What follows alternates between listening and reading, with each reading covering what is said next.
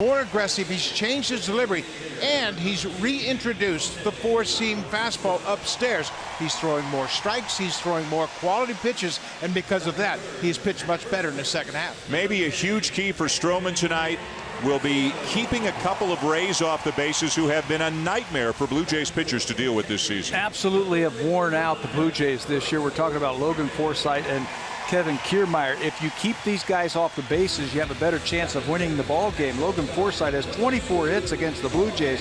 That's one shy of the team record versus the Toronto Blue Jays. He's also scored 12 runs. That's the most runs that he has scored versus one team this year. And then right behind him, they moved Kevin Kiermaier into number 2 hole, and he has taken off. He's got 21 hits against the Blue Jays. Outstanding speed. He's also knocked in 10 runs against the Blue Jays this year. You slow those guys down, you got a better chance of winning the ball game. No Josh Donaldson again. Darwin Barney at third. Donaldson could be back in the lineup tomorrow afternoon. And Ezekiel Carrera, last night's hitting hero, is in the starting lineup tonight. Back to you.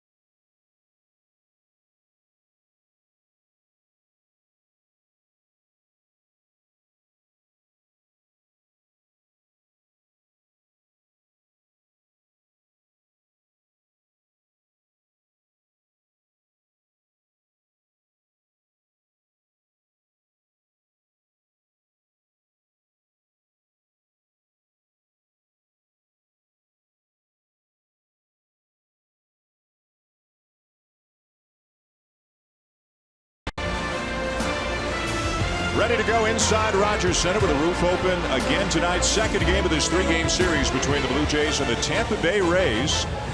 Kind of a nerve-wracking victory last night for the Blue Jays to a certain extent as they win 3-2. A nervous ninth after that bottom of the 8th home run for Ezekiel Carrera.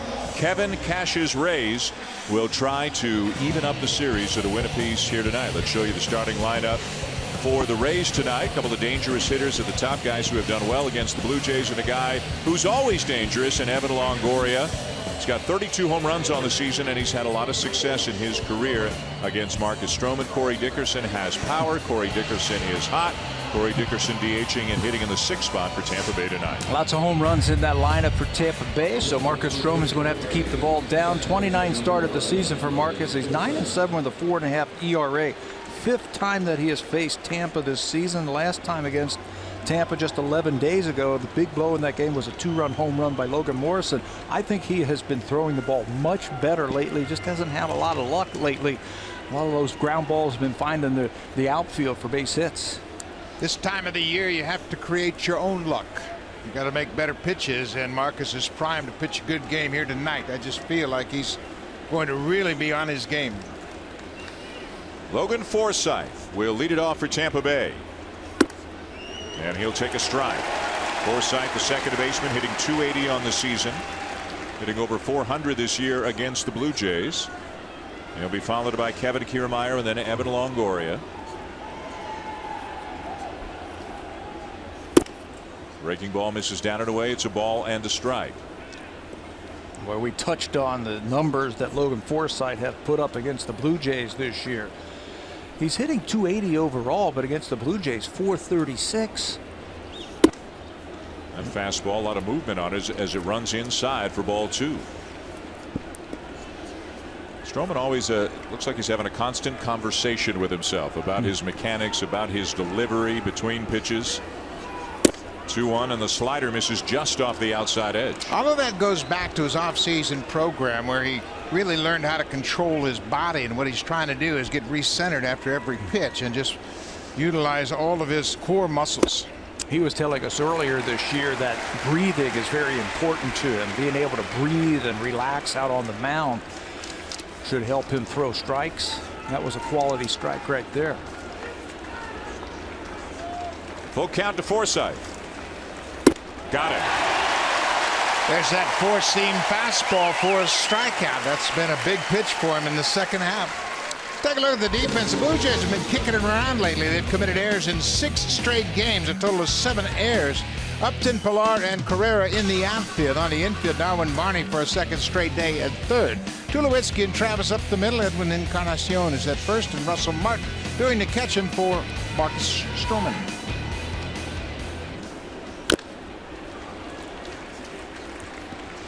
Ezekiel Carrera making his 33rd start in right field. Of course, he had the big hit in last night's game, a pinch hit home run, the difference in the ball game, but he gives Bautista the day off into the DH role. So Zeke's out in right. You got to highlight the hero in last night's game, don't you? He gets to start tonight. Here's the 0-1 to Kevin Kiermaier, the center fielder.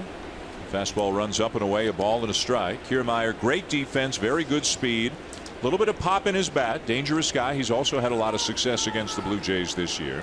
Talked about that in the opening. A .380 on base percentage against Toronto pitching this season. Again, elevating the fastball. Yeah, Marcus got away from that. He really fell in love with his sinker early in the season. He thought he could sink the ball and throw sliders and changeups, but now he has created a very tall strike zone. Some guys define themselves as either 2-seam fastball guys or 4-seam fastball guys. Stroman can and should be both? Yes, and the good ones are. The good ones understand how to elevate a pitch, and Aaron Sanchez elevates his pitch, but it's a 2-seam fastball. He does it very effectively. What Marcus has done now is he's put both upper and lower limits of the strike zone in the hitter's mind. Breaking ball grounded to short. Big hop for Tulowitzki. 2 down. He was a little bit reluctant earlier this year to throw a lot of high fastballs. When I asked him about that, I said, you ever thought about throwing some more high fastballs to complement your sinker and slider? He said, you know what, I'm not really sure I want to go up there because I'm not a tall guy, and a lot of times those high fastballs ends up being belt high. Lately, his last few starts, he's been getting it above the belt. At times in his last start, we actually saw it too high where they wouldn't chase. He's learning to kind of harness it, and there's one there a little bit above the belt. That's the kind of fastball with 2 strikes they'd go after. But on the first pitch of an at bat, Evan Longoria will look it over. He's 8 for 19 with 2 home runs in his career against Stroman. Popped up in foul territory, and this one will get out of play. What does it do to a hitter when you have to look high and you have to look low when you change the eye level? Yeah, you can't cover both of them, and you're going to see a lot more pitches down, but that pitch upstairs is a surprise pitch. You can see it very well because it's up near your eyes, but you can't catch up to it. I like that one right there, especially against a good hitter like Longoria. Go up and in a few times, change things up just a little bit. You know, if you're a hitter and you constantly just have to look for the ball down in one area, this makes your job just a little bit easier. Miss just outside. A little extra leg kick from Stroman on that follow through.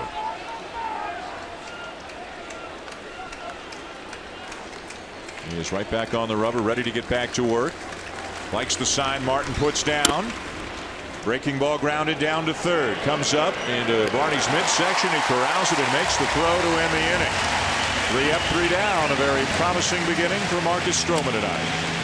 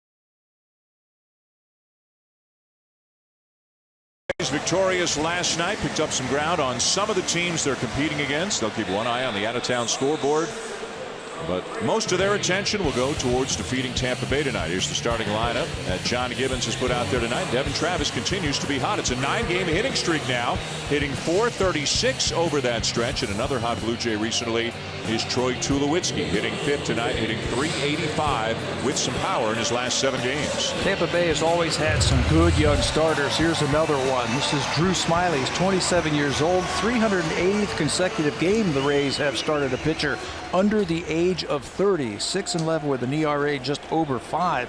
5th time that he has faced the Blue Jays this season. He hasn't lost since July 18th at Colorado.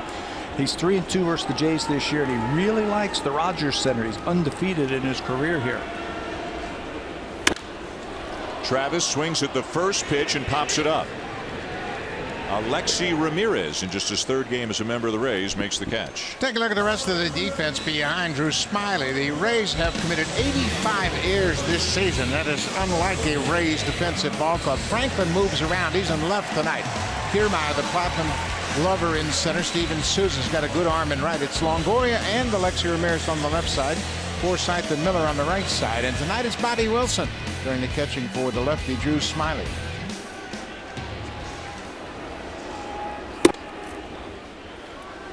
Alexi Ramirez, as Dan mentioned, playing just his 3rd game for the Rays. He has played over 1,200 games at shortstop, most of those coming in his 8 years in Chicago with the White Sox. Ramirez finished second in Rookie of the Year voting in 2008 when he had 21 home runs. Was with San Diego most of this season, released a little while ago. The Rays with some injuries. Matt Duffy going down with an Achilles injury, so they picked Ramirez up a few days ago just to get him through the season. Here's Jose Bautista. He moves up to the 2 spot tonight. Josh Donaldson out of the lineup again. Michael Saunders hit second last night, not in the lineup tonight, as Bautista takes a strike at the knees. 2-2, so it's Bautista second, Encarnacion third, Martin fourth, and Tulowitzki fifth. You can't really blame John Gibbons for mixing up the lineup. The Blue Jays have scored under 4 runs a game in September, and they haven't done much offensively, hitting just .225. 2-2 laced to left field, but it'll carry out to Franklin. Boy, that ball was hit right on the screws. Gibby is just looking for some kind of combination that's going to work for him offensively. The Blue Jays hit a couple of home runs yesterday that accounted for all their runs, one of them by Bautista. This one, if he could have got it up in the air a little bit more, it would have been a home run, but that's right at the left fielder, Nick Franklin. So 2 down here in the bottom of the first, scoreless game, and here's Edwin Encarnacion. And a strike called by Bill Welke, the home plate umpire tonight. You can see from Encarnacion shaking his head a little bit. He thought that ball was a bit high. Fly ball to left field. Franklin back and makes the catch. Almost looked like he lost it and then found it again at the last second. But he'll make the catch on the track as the Blue Jays go in order.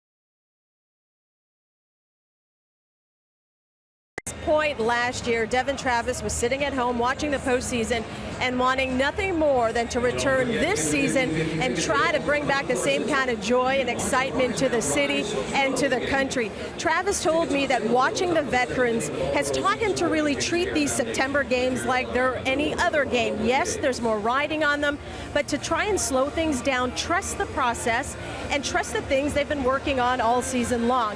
He tries to focus on one at-bat at a time, not getting too high or getting too low. Like, you'll notice that he really tries to work deep into the counts. Travis understands the more he wears out the pitchers, the more he makes them work, the better pitches the guys behind him will see. Travis leads the Jays, Dan, with an almost .270 average when there are 2 strikes in the count. All right, Hazel, thank you. Just about a full year's worth of actual game action in the majors because of the injury that he suffered last year and got a late start out of the gate this season. Brad Miller's going to lead off the second for the Rays. And he'll check the swing and take it a low ball 1. Miller's at first base tonight. Hit a long home run to straightaway center field last night. His 28th of the season, which is 17 more than his previous career high set last year. Not too worried about his on-base percentage. He's about hitting the ball out of the ballpark. Those 28 RBIs have also produced 28 home runs have produced 71 RBIs. Pounds the ball into the ground. A 3-hopper out to second to Travis. 1 down. Well, that's a good pattern early in the ball game for Marcus Stroman. He struck out Logan Forsythe on a high fastball, and then he's got 3 weakly hit ground balls, and that's the combination you want.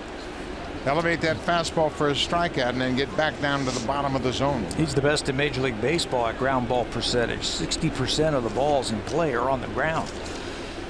Here's Nick Franklin. And he'll take a little bit inside for ball 1. Franklin, as Buck mentioned, can play all over the field. He's in left field tonight. Switch hitter batting .288 on the season. The Rays are 60-83, a very disappointing year for them.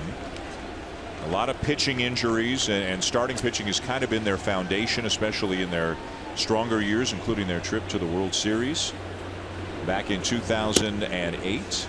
Boy, it's a long time ago now, 8 years, but they've had a lot of starting pitching injuries, and they have had, statistically, I guess, the toughest schedule in Major League Baseball. Now, that'll happen when you play in a division with 4 other teams that are over the 500 mark. They have played 106 games before tonight against teams over 500.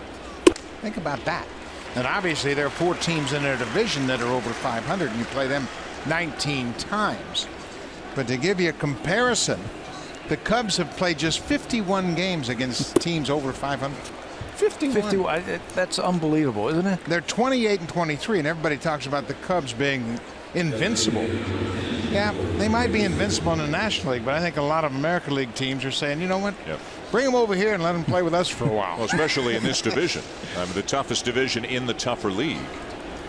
And that's why, if you're a fan of the Red Sox, Blue Jays, Orioles, or Yankees, you look at your team's schedule over the next 3 weeks, and then you look at, say, the Tigers' schedule. We talked about it earlier with 7 games against Minnesota, 3 against Atlanta. They finish up the season in Atlanta, and you know the Braves are going to be thinking about packing up their bags and going home. Well, if you're a Blue Jay fan, you better hope that that's the case, because the Tigers are going to make a rush and a push, I think, to try and get into the playoffs. They're very close right now. Detroit is 2 games back of Toronto right now. They're a game back of Baltimore for the second wild card. They're 2 games back of the Blue Jays, and they are trailing Minnesota 2-0 tonight. The Twins have 2 across in the top of the first. That's the only scoring in any game of real interest so far tonight. It's early. We'll keep you posted all night long on how the Red Sox and Orioles are doing, how the Yankees are doing against the Dodgers. Runner at first after the walk issue to Nick Franklin. Corey Dickerson is the batter, picked up in an offseason deal with Colorado. A guy known for prodigious power from the left side of the plate. More than half of his hits are for extra bases this year.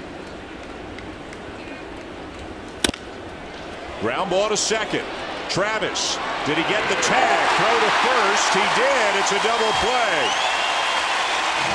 Late call from the second base on John Hirschbeck, but Travis got the job done. Travis swipes at the base runner, and he may not have made contact, but because the runner was avoiding the tag, double play is called.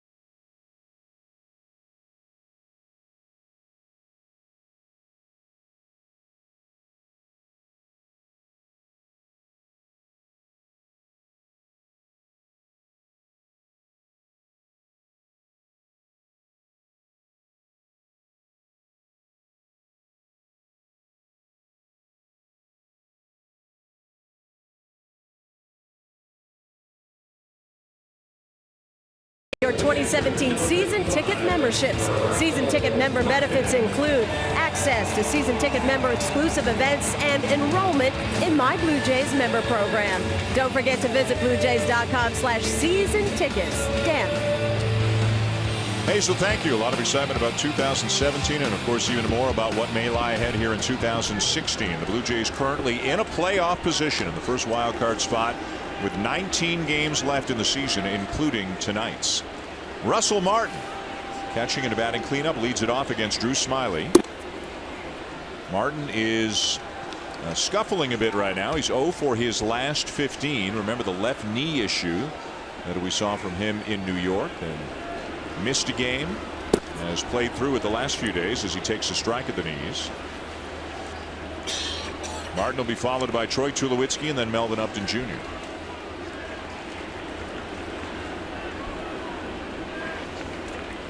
You might ask yourself, how is Russell Martin hitting fourth? Why is he hitting fourth? He's hit 230 He's hit some home runs.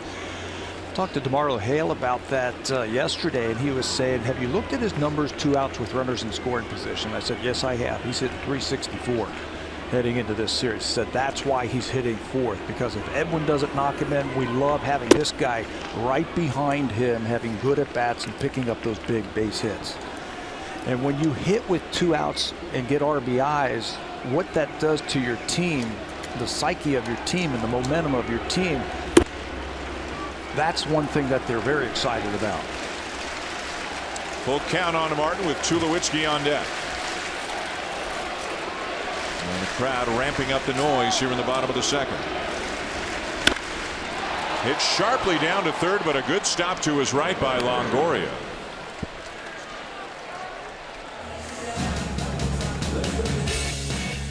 Save during the plumbing, heating, and electrical expert sale. Only at Home Hardware and Building Center locations. Homeowners helping homeowners with expert advice.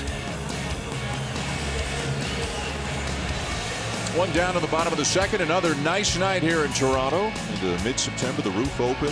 Still feels a little bit more like summer than it does fall. About a week away from autumn. Here's Troy Tulowitzki hitting .257 with 23 homers as he takes just outside.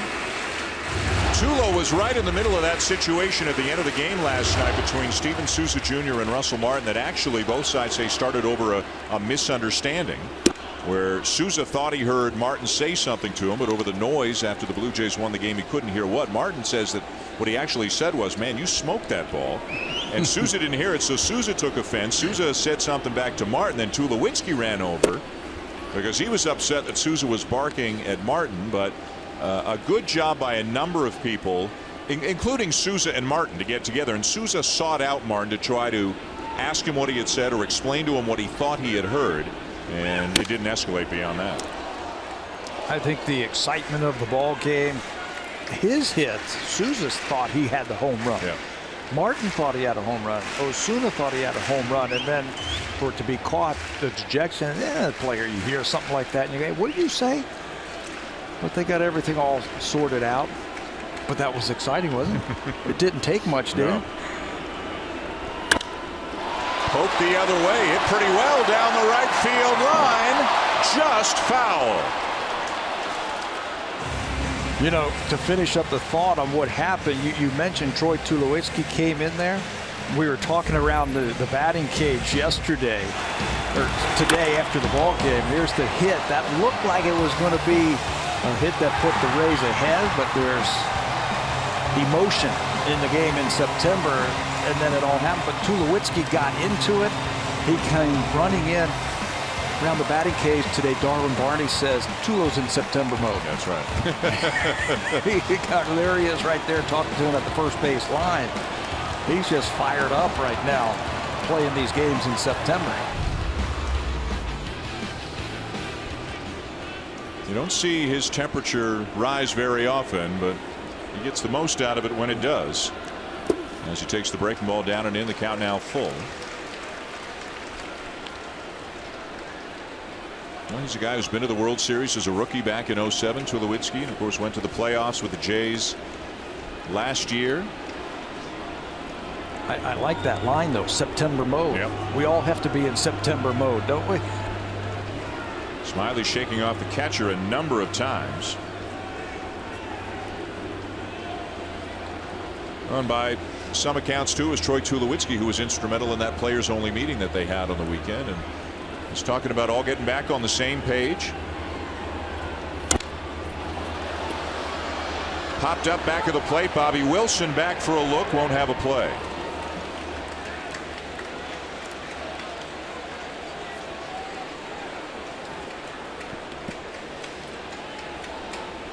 Drew Smiley's a guy, came to Tampa Bay in the David Price deal. When David Price went from Tampa Bay to Detroit at the trade deadline in 2014, Smiley was one of the guys who went the other way.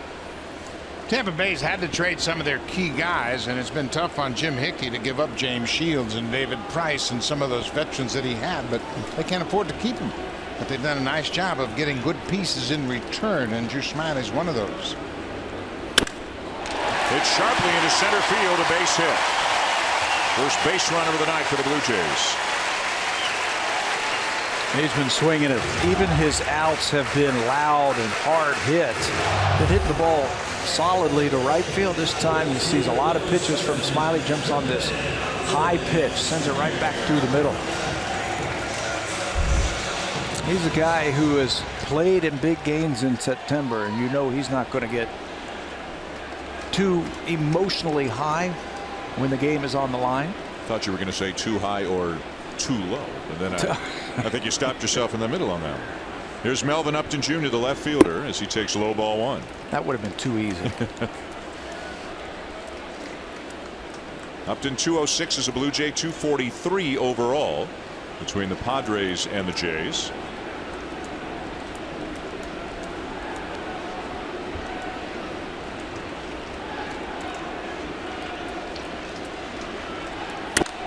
I think we see the Rays play the Blue Jays in the outfield, and we touched on it last night, more to the opposite field than maybe any other team. Against a lot of these right-handed batters, look how far they are to the opposite field. And it's not uncommon to shade to the opposite field, but especially the left fielder. Franklin is way off the line in left field.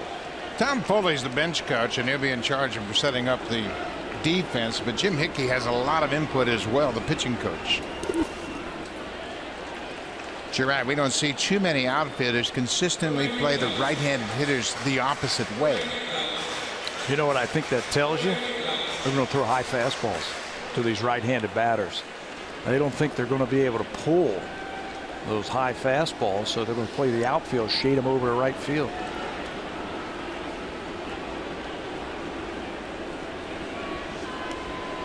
Runner at first, one out, and a 2-1 count on Upton. Bounced foul. It's the kind of situation if Upton were to be able to pull one into the left field corner with his speed and with how far Franklin is from the corner, you could have the potential for something really rare, which is a triple into the left field corner. Yeah, right down the line. You can see where Franklin is. He is way over in the alley in left center. And certainly you wouldn't expect Smiley to throw anything soft to Upton that would allow him to hook it. Eyeing the runner, now the 2-2. Popped up back of the plate, and again Wilson back for a look, but again back into the seats. There's that high fastball right there from Smiley. He'll go up there. That's for a reason. He reminds me a little bit of Jay Happ, the way he uses his fastball a lot. In and out, up and down. Bobby Wilson was talking about that before the game. He said, yeah, he's got that high fastball. It's got a little extra ride on it, much like Jay Happ. Breaking ball hit a ton, but he pulled it foul into the third deck. Man. Franklin may want to take one step to his right. If they're going to throw him that pitch again. Hit it way foul. Yeah. That's the one thing about it. It was so slow that Melvin was way out in front of it. Be interesting now to see if Bobby Wilson tries to bounce a curveball and see if he can't get him to chase. Nope, they're going to come inside. Smiley wanted the hook.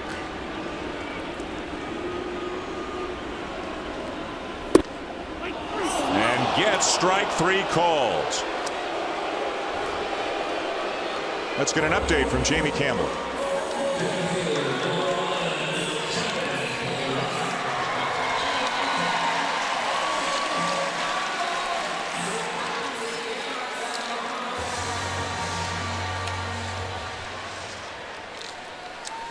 All right, Jamie, thank you. After the Red Sox won easily last night, John Gibbons was asked before the game, who do you root for? And he kind of hedged his bets a little bit. He did admit that he watches the out-of-town scoreboard. The scores are up, and the Boston-Baltimore score is up on the left center field portion of the fence right now. And he says he and DeMarlo Hale, they're not shying away from it. If the score changes out there, they see it. They'll take a peek and they'll see it and they'll comment on it. But he also said Blue Jays don't care about the out-of-town scoreboard as long as they win their game. Doesn't matter. Outside 2-0 on Kevin Pillar. I think the best scenario probably for the Blue Jays is, they win tonight, and if Baltimore beats Boston, then over the last 2 days they picked up a game on both of them. But can they catch the Red Sox, or is it more important just to hang on and get a wild card spot? Still a lot of time. 19 games left in the season, and the Blue Jays 2 back in the East with 3 games left to play against Boston. There's not a player on the Blue Jays team that doesn't believe they can't catch the Red Sox. That's what you're playing for.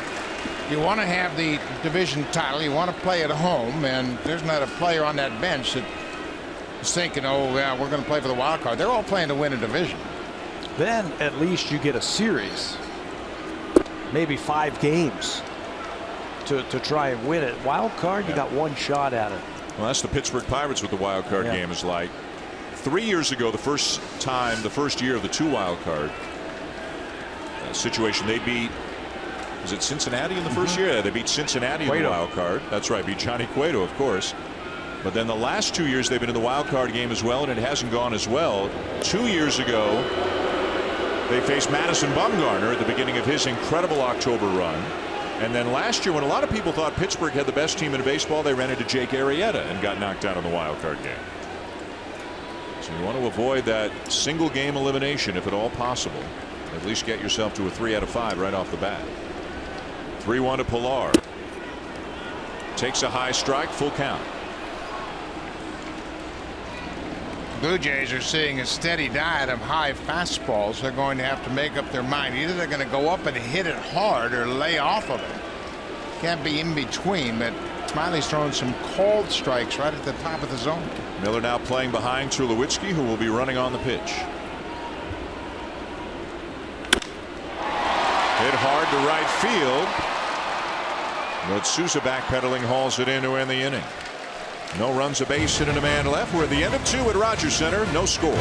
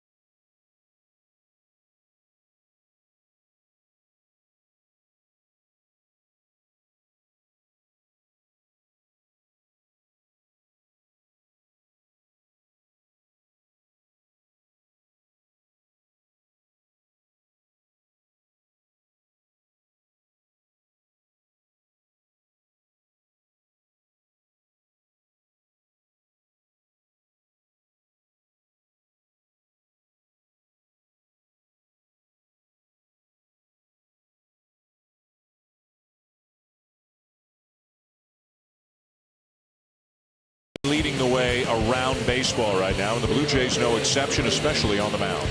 Well, what you have to do as an organization is bring your own guys to the big leagues, and Roberto Osuna came up last year. He's just 21 this season, and he's got 32 saves. Sanchez, in his first full season as a starter, has gone 13-2. He's 24. Stroman just turned 25, and he's going to close in on 200 innings. And Marcus Stroman, for his career, is 23-14. Pretty good start. Blue Jays have spent a lot of high draft picks over the last 5 years or so on pitchers, and they're starting to get to the big leagues. There's Steven Souza Jr. leading off the third and taking low ball 1. Souza playing right field, 237, 16 home runs. Of course, we showed it to you last inning. It was Souza who hit the ball that off the bat looked like it might have a chance to get out, would have given Tampa Bay the lead. Russell Martin told us around the cage today. This is good info from Russell. We should, when he's not catching, we should use him as like a statistical analyst. He Russell Martin told us that he saw on Twitter that he read that every ball hit in this ballpark this year with the exit velocity of Souza's hit at the launch angle of Souza's hit left the ballpark. Now that's according to Martin. We can't vouch for his math skills, but that's what he says he saw. So off the bat he thought it was gone. And that's why, excuse me, Buck, he said it must have knuckled because it died in the outfield. I wonder if he knew that when he hit it. Got the miles per hour and the launch angle immediately. He's seen a few in his career, hasn't he? So he should know. Well, one thing a catcher can tell is the sound. When you hear the sound of a distinctive ball that's barreled up, you know it's hit hard. 3-2. Just missed the corner. Ball 4.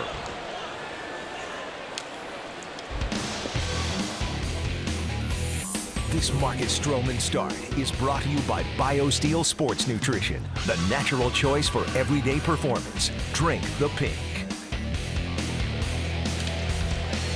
So on a nice night here in Toronto, the second walk issued by Marcus Stroman. That's something that he has been doing much better. Has hardly been walking anybody at all, but he's walked 2 of the first 7 batters that he's faced here tonight. Here's Alexi Ramirez, who shortens up on the bat and takes a strike over the inside edge. 0-1. Ramirez, as Buck mentioned, has spent most of his big league career in Chicago. Had some pretty good years, both offensively and defensively, for the White Sox. You could see him sneak a peek down to third to see how deep Barney is right now, in case he thinks about dropping one down. But he'll swing away and line it into center field for a base hit. And the Rays have the first 2 men on here in the third as we send it back to Jamie.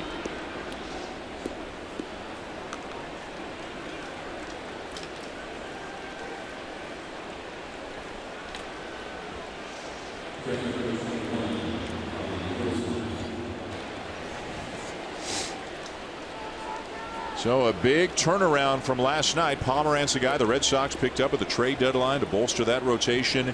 Started poorly. He had been pitching much better, but obviously he's getting it handed to him by the Orioles tonight. And they'll do that to you. Here's Bobby Wilson. I think that's what should be encouraging for the Blue Jays as they think about the final weeks of this season. They have the best starting pitching in the division.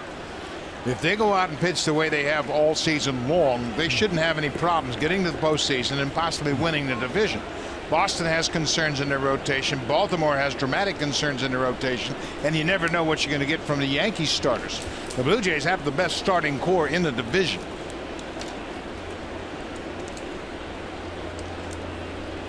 Wilson squares again and takes outside. A ball and a strike. Jay Happ coming off a good one, and Francisco Liriano really made a statement last night. Although he gave up a couple of home runs in the 7th inning, what he did in the first 6, he was going to get another start anyway, but boy, he made a statement. Yeah, he sure did. And Russell Martin, as we talked about earlier, said it's the best stuff he's ever seen from Liriano. See if the bunt is on again. Pulls the bat back again. 2 balls and a strike. You don't see this much anymore. Early in the game, baseball's really changed. Early in the game, 2 men on, nobody out, and a guy trying to drop a bunt down. Well, first 2 guys on, you got a ground ball pitcher, the best in Major League Baseball. So you got to figure you're going to get a ground ball, and that's going to be a double play. If he's squaring around, he's giving himself up. Throw a strike. You still might get a double play if he bunts it harder right at somebody. Bunts it foul, 2-2, and we'll see if Kevin Cash is so intent on getting a bunt down that he leaves it on with 2 strikes. You wouldn't think so. Bobby Wilson has 7 sacrifice bunts, but I'd be very surprised if Cash asked him to bunt with 2 strikes. Now the infielders all backing up. Now they're looking for that ground ball at somebody to try to turn 2.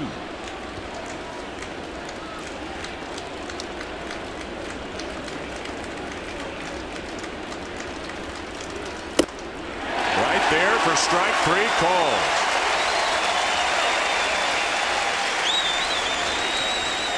When you are the number 9 hitter in the lineup that has trouble scoring runs when you don't hit home runs, you better bunt the ball. And right here, Bobby Wilson takes a called 3rd strike, and that's just a wasted at bat after you get back-to-back singles to start the inning. You were asked to bunt twice, and Wilson's been pretty good at it this season. He's got 7 bunts, but that time Stroman made a terrific pitch on him to strike him out. That could have set up the inning for Tampa Bay if he could have advanced those runners, because Here comes Forsythe and Kiermaier once again. Now ground ball could get Stroman out of the inning. One hopper to short, to second, one back to first, and it does.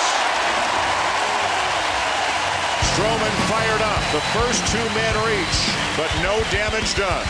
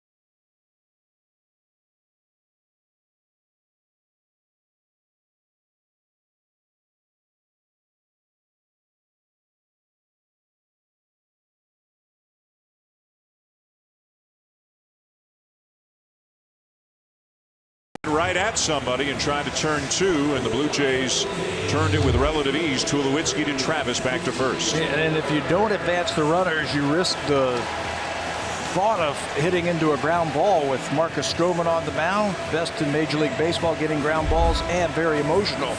After what looked like an inning, after a walk and a single, looked like an inning for the Rays where they'd score a run, Marcus Stroman slammed the door. Stroman gets ground balls. Sanchez gets ground balls. J. Happ gets ground balls. And the Blue Jays have turned 131 double plays this season. Here's last night's hitting hero, Ezekiel Carrera, who had the pinch hit home run at the bottom of the 8th. That stood up as the game winner. Hit it just far enough down the left field line to sneak it over the fence, just over the 328 sign. His 5th home run of the season. He had the right approach last night. Talking to him today, he said, you know what, I'm pitch hitting. I've got 3 strikes. I'm going to swing hard 3 times and get a shot. That's right where he hit it, just scraped it right over the wall in left field. But that's what you do when you pinch hit. Take advantage of every strike. And John Gibbons said, had it been a different situation and maybe 2 outs, it might have been somebody like Deanna Navarro, but because it was leading off the inning, the thought was, hey, he can get on base, use his speed, a good guy to start a rally. Well, he was his own rally all by himself with the home run last night. You don't have to pinch run for him if he does get on. Navarro actually was in the on-deck circle the previous inning with 2 outs before the last batter made the out. That's why Carrera led off the next inning. Ezekiel's done a great job of staying prepared all season long. He is always out throwing from the outfield positions, all 3 of them. His playing time is limited and sporadic, but he's had stretches of very productive at-bats over the course of the season. And Gibby wanted to make that known to the press today. He says, you know, when Jose Bautista went out, Zeke came in and was like a spark plug for us. Had some big hits for us, made some nice plays in the outfield, so felt like that was the best option for him last night. What a stop down at first by Miller to rob Carrera. Well, that's what you get when you put a shortstop over at first. You get a guy that's a pretty good fielder, and Miller making just his 27th start at first base. He's very athletic to begin with, and you can see how he got set up. He bounced and was ready for that ball when it was put in play and made a nice backhand stop. Plus, he's got a bigger glove over at first than he had at short. Pick it. He'll have to make that throw from shortstop, right? Now the number 9 hitter Darwin Barney getting another start at third base tonight for the Blue Jays. Josh Donaldson out of the lineup again.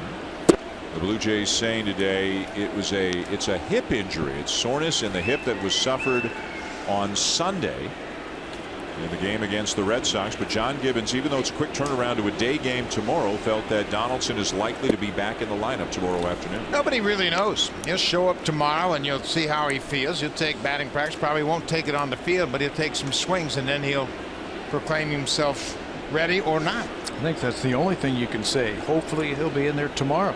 Hit the bag wrong over at first base. That was the problem. Jammed up his hip a little bit on Sunday. 1-2 on Barney, who, as you can see, has been swinging the bat well lately. Can play a number of different positions and has done so for the Blue Jays this year in a utility role. 267 overall. Breaking ball grounded between third and short. It'll find a hole. Jamie's got another update.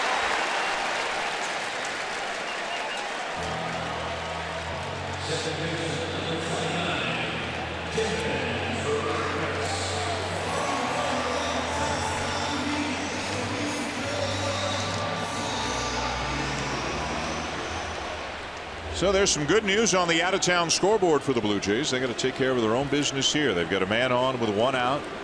Bottom 3 scoreless game, and back to the top of the order for Devin Travis, who popped up on the first pitch he saw back in the first.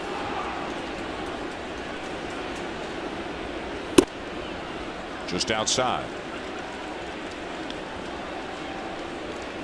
Travis, a long look down to Luis Rivera, the third base coach. Pretty good hole on the right side, with the Barney being held on by Miller and Forsythe shading Travis up the middle.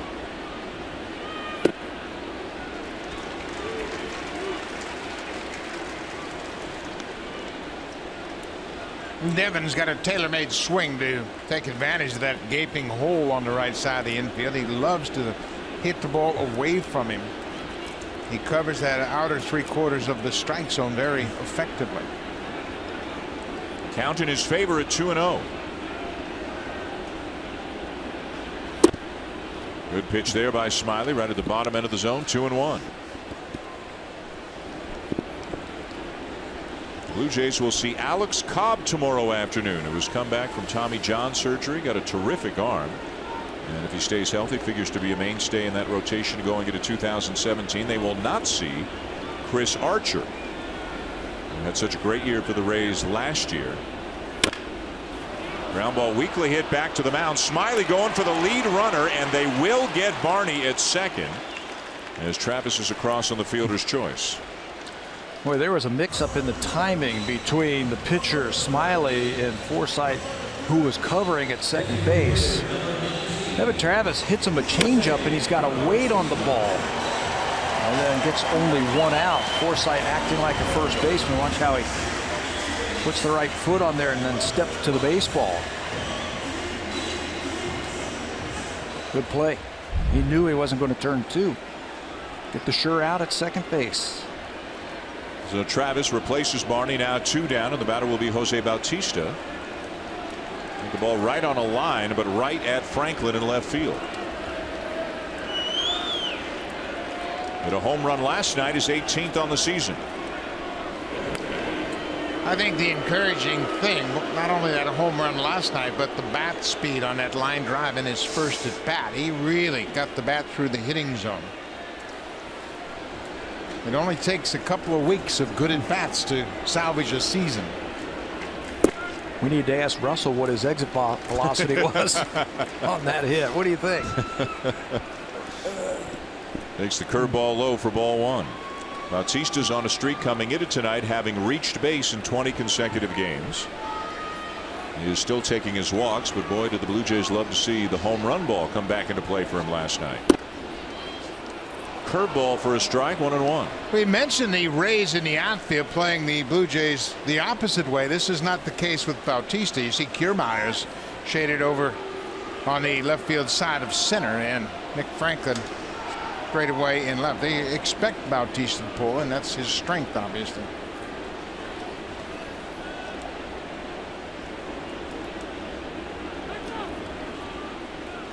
Smiley awfully concerned with Devin Travis right now. Travis with just 3 stolen bases on the season.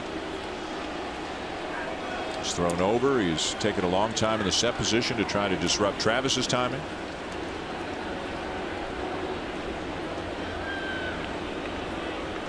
Slide step now, and he misses low. Good block there by Wilson. Yeah, if I'm Bobby Wilson right now, I walk out to the mound and say, hey, listen, Drew, don't worry about that guy at first. Your main concern should be Bautista. This guy can knock it out of the ballpark, as we saw last night. So I don't want to see a slide step. I want to see a quality pitch to Bautista.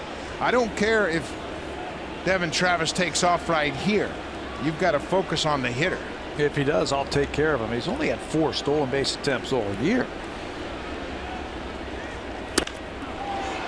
Fastball popped up for Forsythe, the second baseman, and that's the inning. No score at the end of 3. Here comes the ultimate cleanup crew, brought to you by Home Hardware's exclusive line of the ultimate hard-hitting and tough-on-grind cleaning products.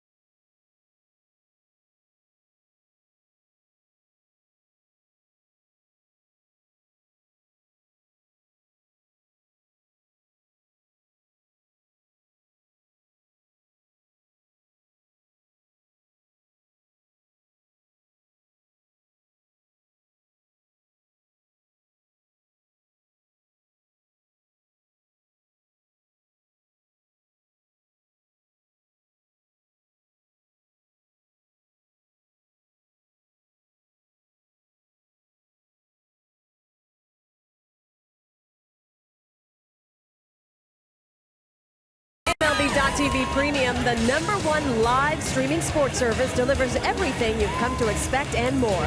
Watch every out-of-market game live in true HD on over 400 supported devices. It includes a free subscription to @Bat Premium, the #1 app for live baseball. Blackout and other restrictions apply. Visit MLB.TV for details. Dan. Hazel, thank you. To the top of the 4th at Rogers Center, and it is scoreless.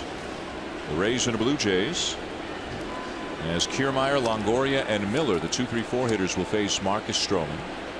Stroman's given up 1 hit, 2 walks, has struck out a couple, got a big double play ball to end the 3rd. Kevin Kiermaier told us earlier today, said, I'm not used to hitting against the pitcher when he's winding up, especially against the Blue Jays, because Logan Forsythe is always on base. So he's had a couple of at-bats tonight where the pitcher has been winding up.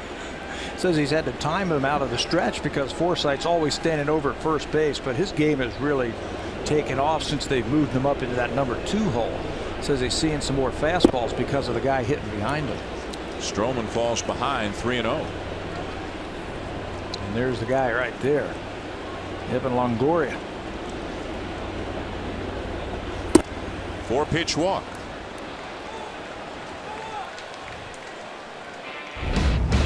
Super Slow-Mo Cam.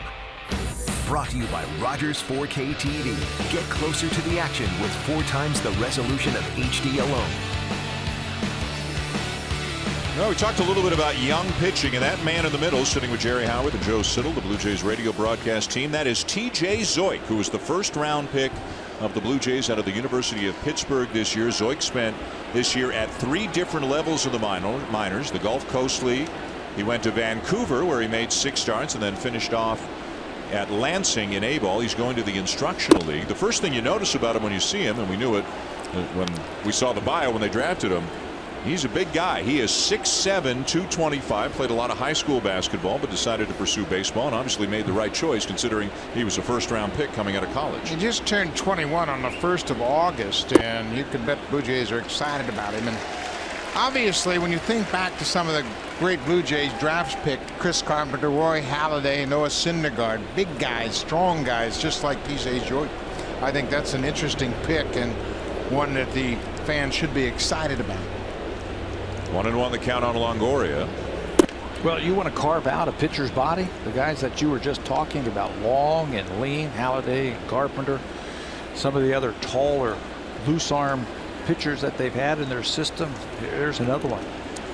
At 3 levels in the minors this year, 34 innings. He walked only 7 and struck out 38. Hit hard but foul. I think the only guy who may be happier to walk around a big league ballpark than T.J. Zoik is T.J. Zoik's dad. Did you see how he was beaming down on the field when he was with his son around the batting cage before the game? Just as big as his son. Yeah, he is pretty much. Yeah. Well, you don't fluke your way into 6'7". 6'7", 225. You don't fluke your way into the first round either. So first pick of the new regime, if you will. Yep. Let's see how that works out. It's a big pitch here for Stroman. Walked the leadoff man and a full count on Longoria. Kiermaier's going, and it's swung on and hit to right center field. Over to make the catch is Carrera. Spins and fires back to first. They got him. What a play by Ezekiel Carrera. Momentarily, and I mean momentarily, Kiermaier did not know where the ball was. He lost track of the ball, and that gave Carrera a chance to double him off at first base. They elect to start the runner at first. He's got outstanding speed, but watch him as he gets around second base. Not real sure where the ball is. It's right to Carrera. He spins and fires a strike just ahead of Kiermaier getting back to the bag for a big double play. See, I'm not real sure where the ball is, and there it is, and that's all you need to get the double play. We mentioned Carrera throws a lot from all 3 outfield positions, and that ball didn't tail one bit. He got right on top of it, used that 4-seam grip, and threw out a very good runner, Kevin Kiermaier, who made a base running mistake. But Carrera works hard at his craft, and he's rewarded with that double play. That's his 7th outfield assist. For a guy who doesn't play all that much. He doesn't Pretty play impressive. And that's 3 double plays turned by the Blue Jays in 4 innings tonight. In the second, remember, Travis reaching for the runner Franklin on his way to second, then throwing to first. Kind of a routine 6-4-3 double play to end the third. And now Carrera doubling Kiermaier off first here in the 4th. Well, the big thing about the double plays, the guys who hit into the double plays. Corey Dickerson's a power hitter. Logan Forsythe has killed the Blue Jays, and Evan Longoria is having a terrific season. Good pitches to tough hitters. Down to first. Encarnacion has it, and the inning is over. Stroman will be waiting top step for Carrera. You can bet that. No score going to the bottom of the 4th. One more look. Carrera spinning and firing right on the money to first for another double play.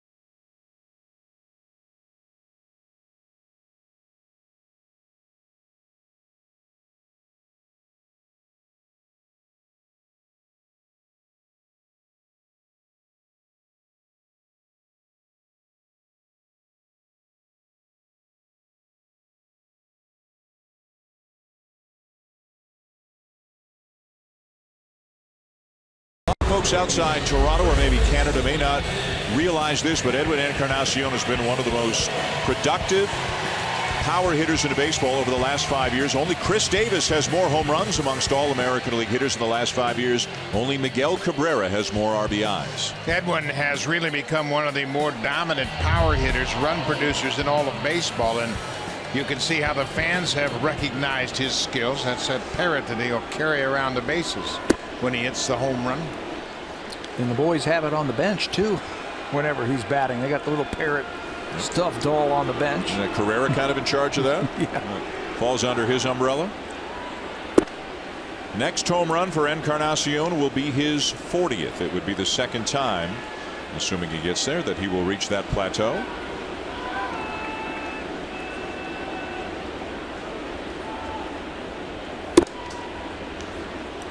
One and two as that pitch comes back over the outside corner.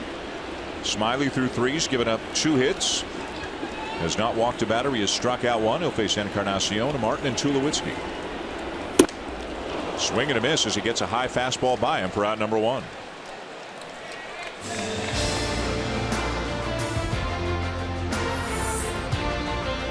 A lot has changed in 40 years, but one thing hasn't. Honda, proud fan since 1977.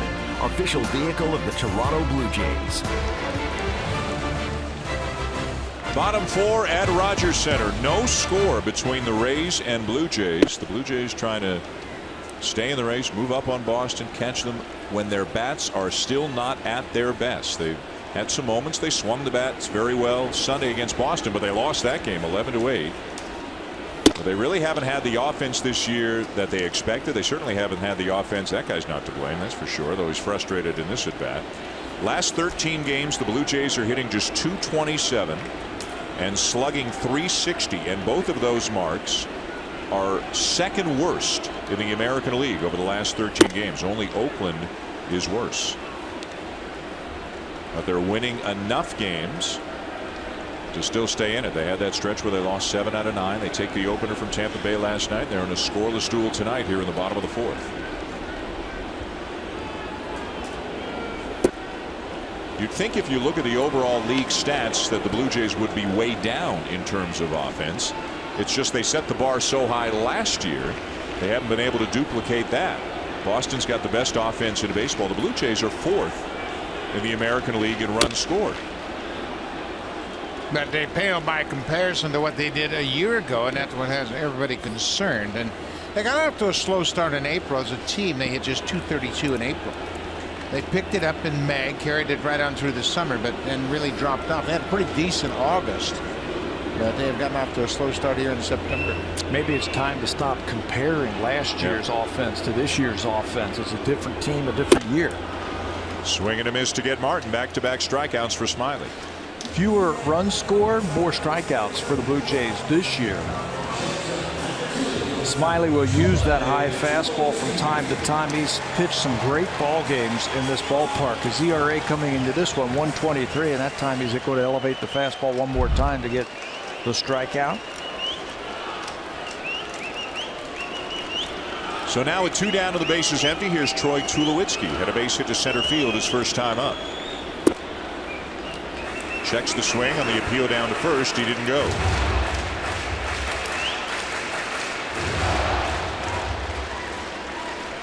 One guy who has swung the bat well in September. Tulowitzki hitting for average and hitting for power in recent weeks.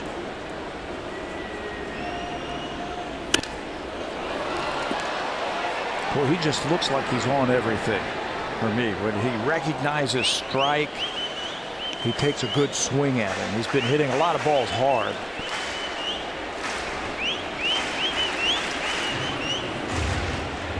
Tulowitzki now with that base hit his first time up has 12 hits in September.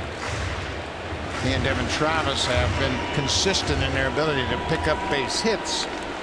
Tulowitzki hit 300 in July, 273 in August, and he's up to 333 this month.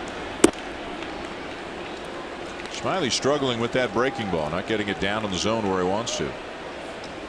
He's given up 30 home runs this year. Yeah. I mean, that's been his Achilles heel. That's why he's got a losing record and a higher ERA, but there's nothing wrong with his stuff. Just gives up too many homers. Got good life on the fastball tonight. 2-2 the count.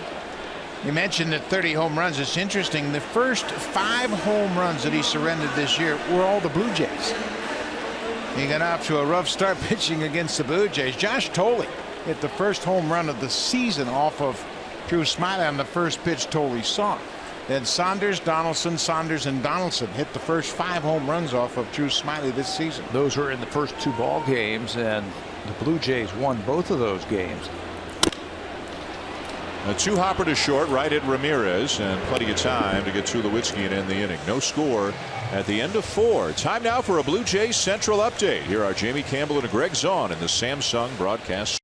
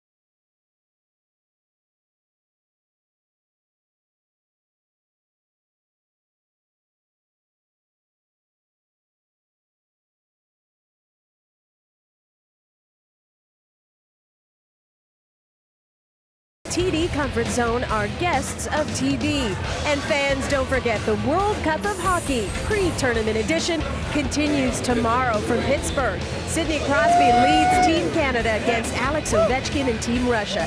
Catch all the action tomorrow on Sportsnet, 7 Eastern, 4 Pacific time. Hey, so thank you. Looking forward to that tournament. All the games coming your way, and the tournament games coming from Toronto, just a few blocks down the road here with the Air Canada Center. No score here at Rogers Center. Nice pitching matchup between Drew Smyly and Marcus Stroman as the Rays come up here in the top of the 5th inning. 5, 6, 7. Franklin, Dickerson, and Souza.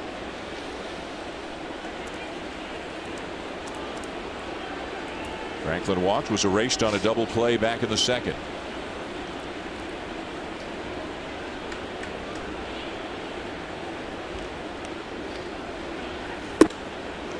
Outside, ball 1. So the latest from Boston, the Orioles lead the Red Sox 5-2 in the 3rd as the makings of one of those crazy Fenway nights. As Franklin sends a fly ball to left field, racing over. Upton will make the catch. A little bit more speed in the outfield tonight. In left field, Melvin Upton got that ball in his sights, but then saw that it was slicing very quickly towards the line. And watch him, you can see where he's playing straight away. This ball slicing away from him. He recognizes that it's dying quickly, and with the dive, he's going to get the first out here in the 5th inning. Melvin had a rough night in the outfield on Friday night. He was charged with an error. He dropped the ball. He overran a ball down the left field line. He had a ball go off the end of his glove. But baseball is a very forgiving sport. The next day he had a home run and became a hero again. Corey Dickerson looks at a strike. One more time. The ball off of a left-handed batter is going to be slicing away from him. You can see he broke back just a little bit and then recognizes that ball's dying quickly. When he was with the Tampa Bay Rays, he was an outstanding center fielder. Big swing and a miss. Dickerson to a knee. And Stroman's out in front 0-2. Right here's where you can elevate that fastball after he sees that breaking ball down low, and now he's really focused on trying to stay on that pitch. You elevate a fastball, you might get him to chase. And get it up over his hands. He goes the other way, crosses up the defense, and he's got himself a base hit, thinking two. Upton's throw is not in time. It'll be a double for Dickerson.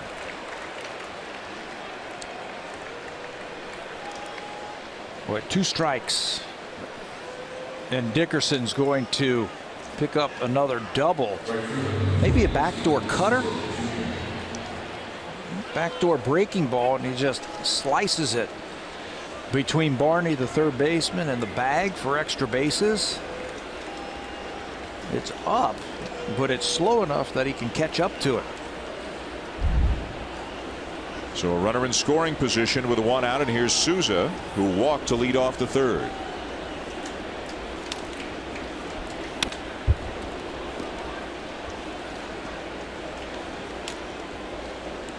Hits are even at 2 apiece.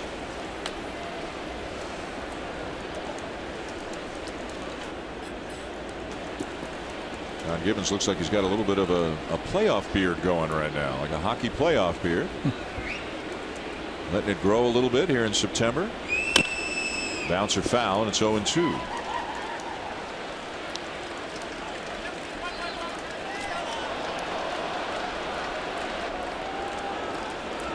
Tigers are down 5-1 to Minnesota. The Twins batting in the top of the 4th in Detroit. No score between the Dodgers and the Yankees, bottom of the 3rd.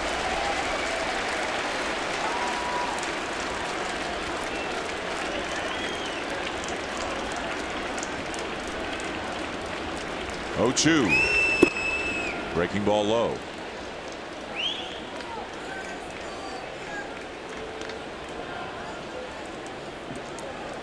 Stroman works over that gum pretty hard on the mound, doesn't he?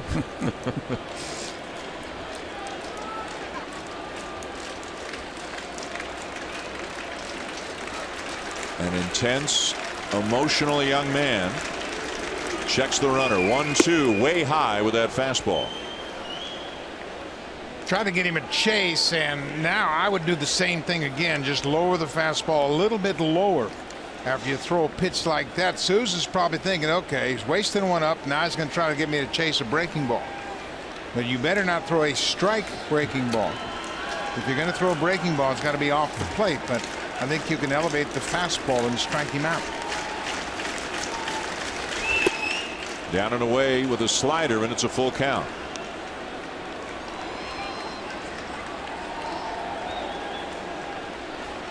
Runner at second with 1 out here in this scoreless game, and a full count to Souza. Base open, and Alexi Ramirez is next.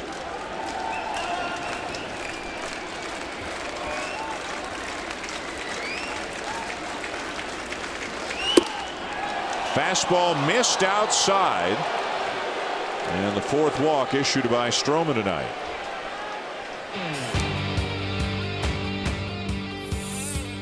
This Blue Jays Rogers 4K broadcast is powered by the Samsung 4K SUHD TV.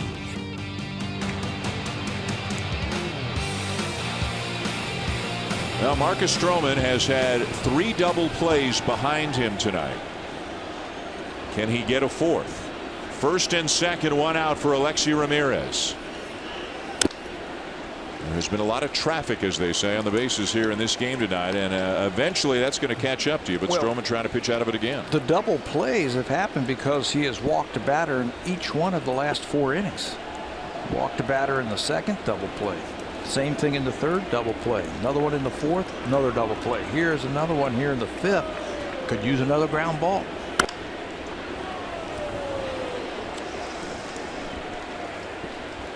Well, you figure you're going to get your share of ground balls with runners on base because this is the best in the major leagues at inducing and keeping the ball on the ground. Talked to Kevin Kiermaier and asked him about Stroman and what makes Stroman so effective. He says he throws balls that go in both directions, and that's exactly what you want. You want a ball going away from right-handers and one coming into right-handers. And when he throws that 2-seam fastball, that's when he'll get those ground balls. He also said he's very good at keeping the ball down with those pitches, and that's why we think that four-seam fastball up is so important to his pitching style also. He calls Martin out to the mound. Yeah, Stroman has a pitch on his mind, and he wasn't getting that sign from Russell Martin, so now they'll talk about it. And the pitcher has to be most comfortable with what he's going to do. You know, you talk about catchers being great game callers, and I think the best game callers as catchers are the guys that call the pitch that the pitcher's thinking about. Then he will throw it with the ultimate conviction, and that's when you're going to get the best results. No balls, 2 strikes on Alexi Ramirez. High fly ball, deep left field. Upton back at the fence, will watch it go. 3-run home run. Ramirez, who missed first, goes back to touch it, and the Rays have a 3-0 lead. 21st home run surrendered by Stroman, and we mentioned Ramirez when he first came to the big leagues with the White Sox, hit 21 home runs. He's a very slender shortstop. You don't think he's got a lot of power, but he gets a lot of torque into that pitch, and that's his 6th home run. And he has done a nice job coming over here. That's his first extra base hit as a member of the Rays. This is just his 3rd game playing for Tampa Bay. When he first came up, Puck, who you were just talking about, he had some bat speed. And he showed it right there on that pitch that was in, maybe down and in. He just golfs it out of here. Well, he was so excited coming around the base, he wanted to take one more look at that ball, and whoops, I got to make sure I touch first base, so I got to go back. So eventually issuing walks caught up to Marcus Stroman in the form of a 3-run home run by Alexi Ramirez, the newest member of the Rays, and Tampa Bay's got a 3-0 lead here in the 5th inning. That's the 197th home run Tampa Bay has hit. Their team record is 199. They set that in 2009. There's the ground ball. Stroman wanted an at-bat earlier. That would have been an inning-ending double play at the time. Instead, it's just out number 2. The home run is the 3rd home run the Rays have hit in this series. They went back-to-back with homers in the 7th in last night's game. They hit 10 home runs in the 4-game series against the Yankees. 9 of them solo shots. This one a 3-run home run by Ramirez, and it really takes the steam out of Blue Jays for the time being. Keeps that streak alive now between these two teams of hitting at least 1 home run too. Top of the order, Logan Forsythe 0 for 2. Chases a slider, but it's 0-1. 36 straight games of at least 1 home run between these two teams.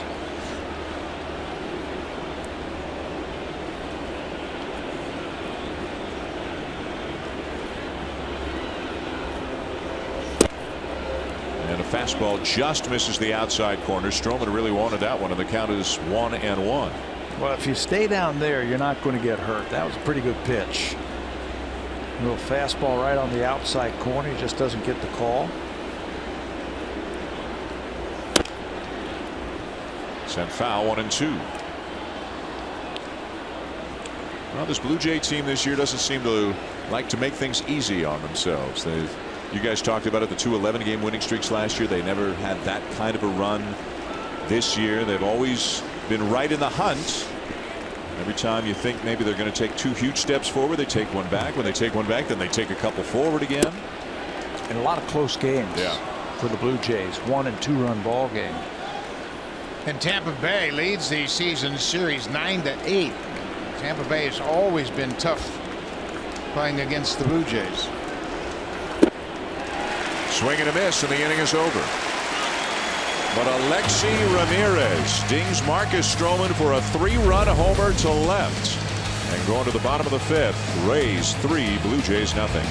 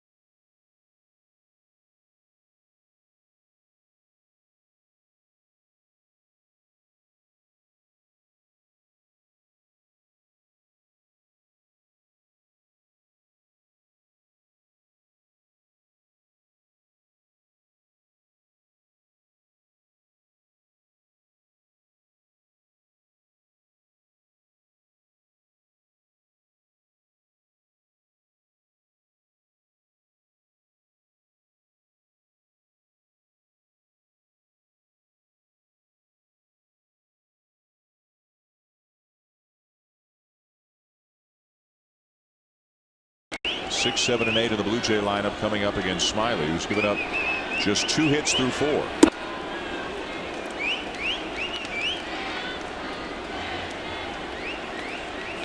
So the first 3 times Marcus Stroman got in a little bit of a situation, he got a double play. The 4th time it caught up to him after a double and then a walk, a 3-run homer from Alexi Ramirez. Well, you're really rattling the cage of Tampa Bay. You put runners on, and this is a powerful team. We mentioned now they've hit 197 home runs. It's a different ball club than we've seen in the past. And they're still getting good pitching. They beefed up their offense, and their team record for home runs 199. They set that in 2009 when Carlos Pena hit 39. Sharply hit it into left field, a base hit for Upton. And again, with Franklin playing way over to left center, he had to go a long way to get that ball, but he will still hold Upton to a long single.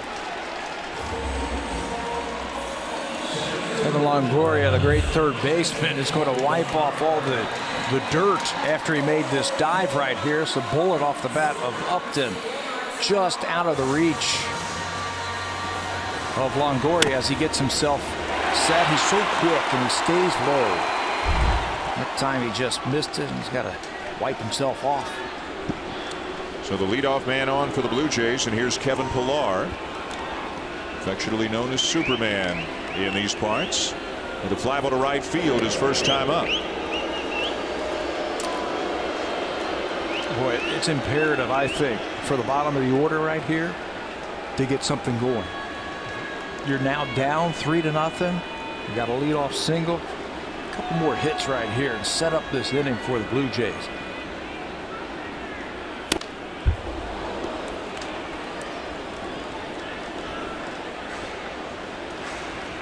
Pillar on the season batting .264, 7 home runs, 48 runs driven in.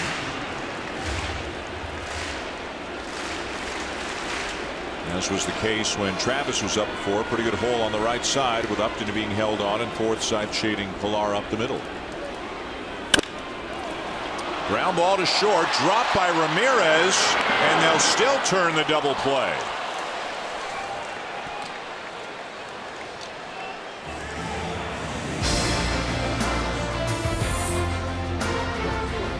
The all-new 2017 Ridgeline, our newest vehicle and their newest fan. Honda, official vehicle of the Toronto Blue Jays.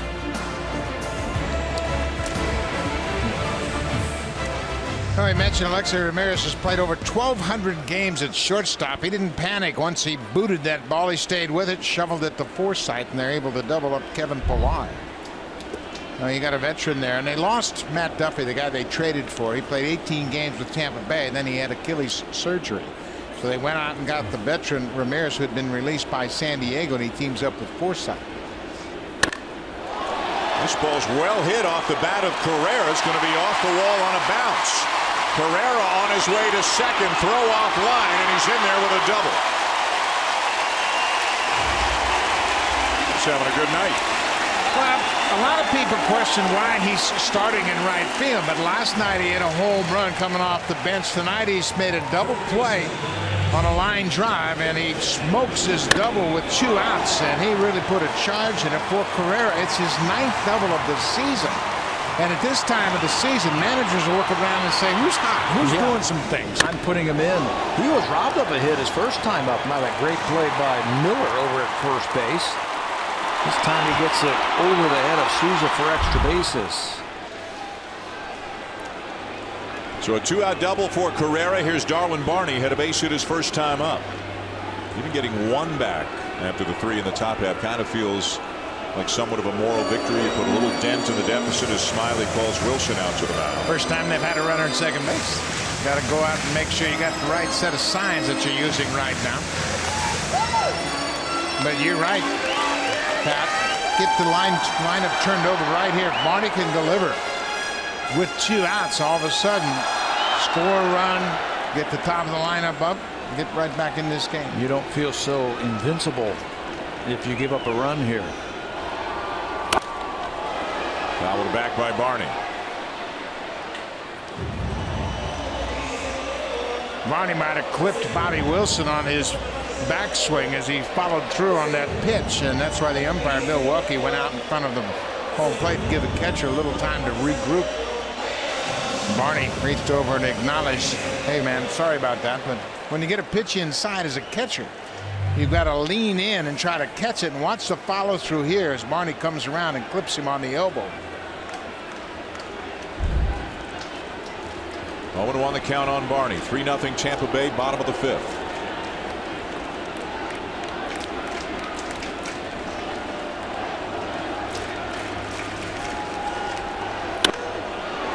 Pulled foul, a fastball right in on his hands.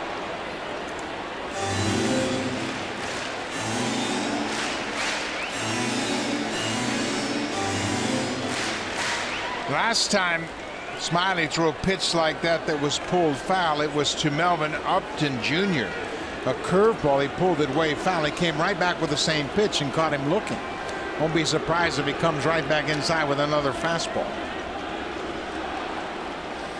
The set and the 0-2 up and in with a fastball, ball 1. There it is. Well, when you see a hitter hit a pitch like that, he got inside and he hit it hard, and then the pitcher's thinking, I can get back in there again, because he doesn't think I'll throw it.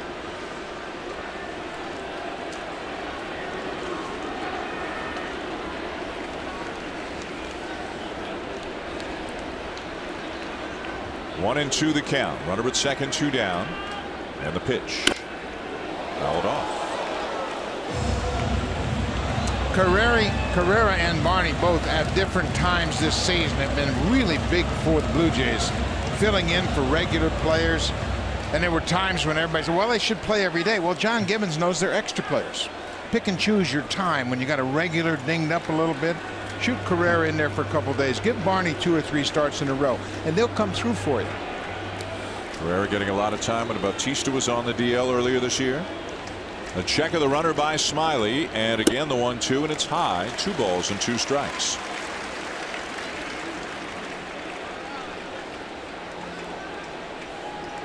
Smiley up to 82 pitches now through 4 2/3. So he'll collect himself. Got a big double play here this inning, then gave up a 2-out double to Carrera. Barney now trying to cash him in.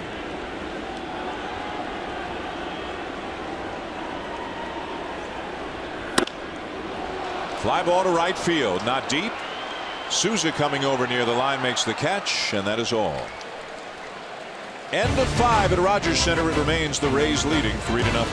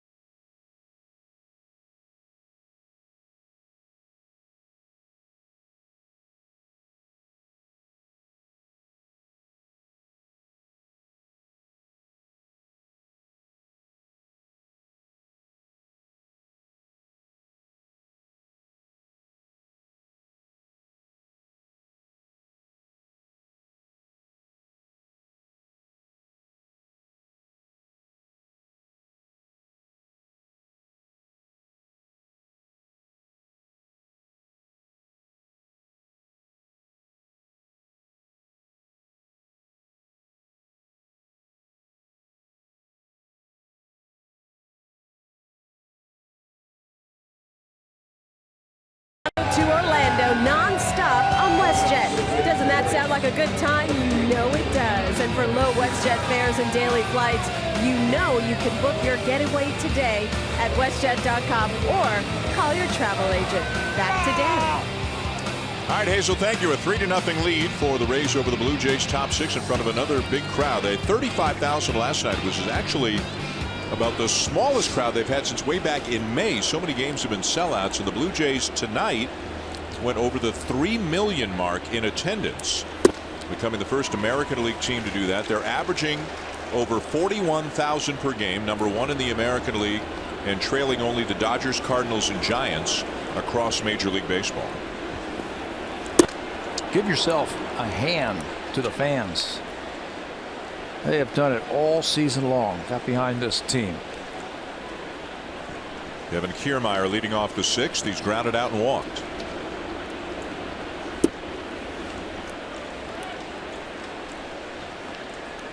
And not only big crowds, but lively crowds too. It's a younger crowd than we saw in '92 and '93. Yep. It's a much younger crowd, and they come here with the idea of having a lot of fun. I think the WestJet flight deck had a lot to do with changing the personality of this ballpark when they opened it up and allowed people to roam all over the stadium and congregate out there in the center. A lot of these people will make plans to meet their pals out there at the WestJet flight deck. Swing and a miss for out #1. You know, Mark Shapiro mentioned that today when he had a little scrum with the media about some improvements that could happen here at the stadium, and believe me, they are aware of what's going on out there, the fun. They said maybe we can increase that in the years to come.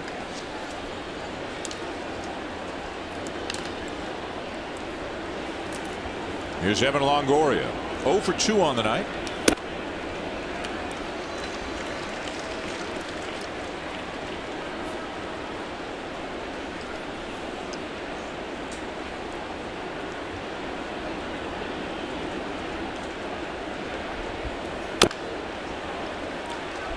Activity in the Blue Jays bullpen here in the 6th inning. Left-hander Aaron Aloop is up. You can see off to the left of your screen there's Scott Feldman doing some stretching, so it looks like he's on standby right now.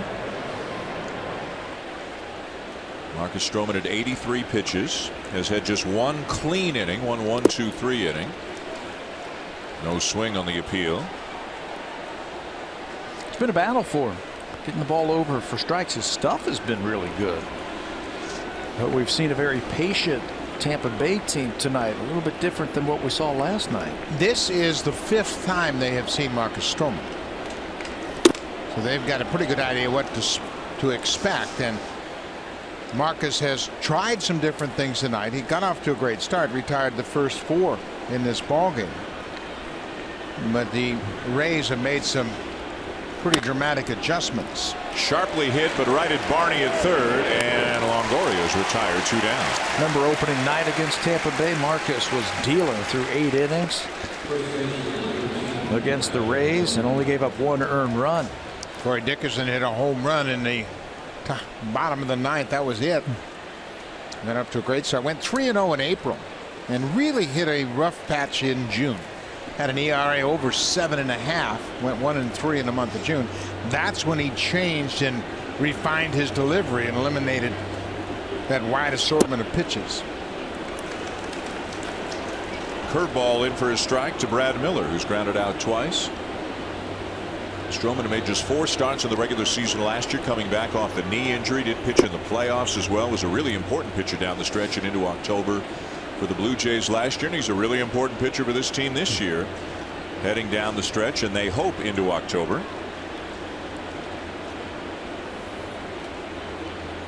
Swing and a miss. Got it going on this inning. I think one thing we have to remember about Marcus Stroman is that this is just his 53rd career big league start. Comes into this game with a 24-13 record, and last night's starter Francisco Liriano, he started over 250 games, so you got to give him a chance to really learn his craft. And he says that. He says he's learning every time he takes the mound. He says he's gaining experience and learning to read bats and understand what hitters are trying to do to him. He's got plenty of weapons to get you out.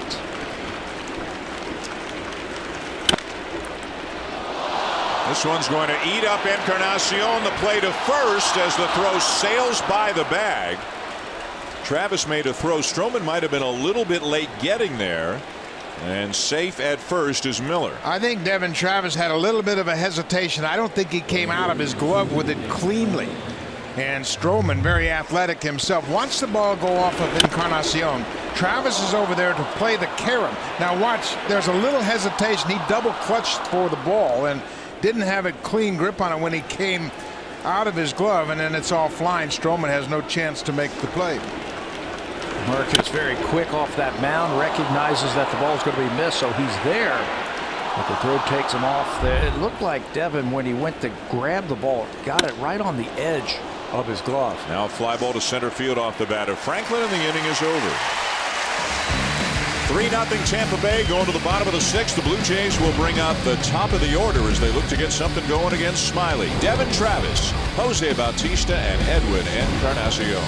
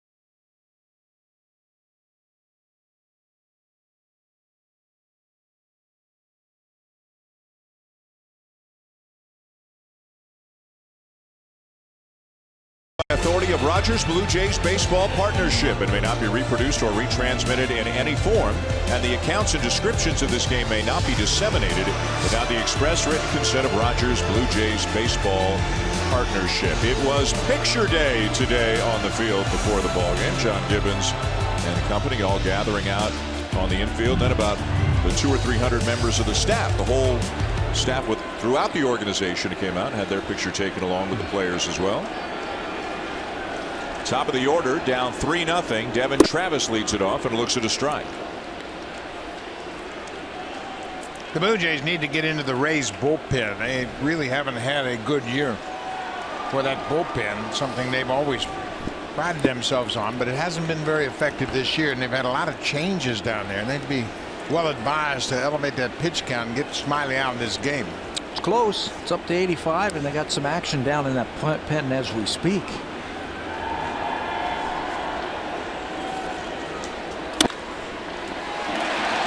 Foul ball. Louis Rivera is going to go over and talk with the third base umpire, DJ Rayburn. That ball to me looked like it hit on the line. Rayburn explaining his point of view to the third base coach, Louis Rivera. Rayburn's got a perfect position over the bag, and watch where this ball is. Right there. Devin passed right in front of us, but Rayburn very emphatically calls it foul. That is not a reviewable play. Swing and a miss by Travis. You can review balls whether they're fair or foul if they're hit beyond the umpire down the line, but not in front of him. Meanwhile, activity now in the Tampa Bay pen. A September call-up. Ryan Garten, he's up for the 4th stint this year with the Rays, most recently called up on the 1st of this month.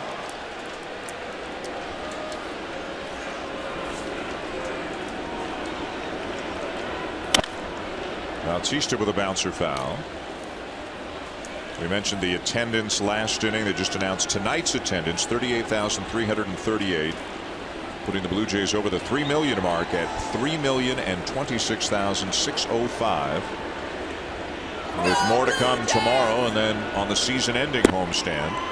Think there will be any excitement with 4 against the Yankees and 3 against the Orioles? Yeah, that should be a pretty action-packed weekend for Wraparound Monday, or excuse me, Friday, Saturday, Sunday, and Monday against the Yankees, and then Baltimore for 3. He wraps up the season, and then the Blue Jays go to Boston. Yankees are scoreless with the Dodgers, bottom of the 5th. The Orioles lead the Red Sox 5-2 and 4. Detroit's getting pummeled 7-1 by Minnesota. How about CC Sabathia allowing just 2 hits through 5 innings? The youngster Julio Urias of the Dodgers is out of the game. 3 2/3, 4 hits, no runs. He walked 3, but he threw 78 pitches with 2 outs into the 4th, and they took him out.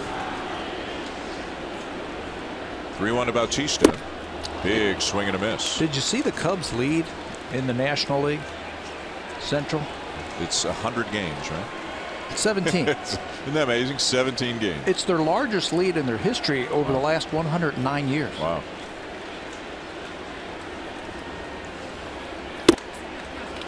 Check swing, and he didn't go. It's ball 4. They're a great team, aren't they? They don't have many holes. They got the dominant closer. They got great hitters. Deep starting rotation. Great starting pitching. And maybe the best defense in baseball, too. Guys who can play all over the field. Zobrist can play anywhere. Bryant plays all over the place. Baez. Contreras. Yep. Versatility galore. That's a Joe Madden team, isn't it? That was a staple of his Tampa Bay teams when he was here. A lot of athletes, too. Here's Edwin Encarnacion, a fly ball and a strikeout. Big moment here, bottom 6, 3-0 Rays. And that foul tip got a piece of Bill Welke, the home plate umpire.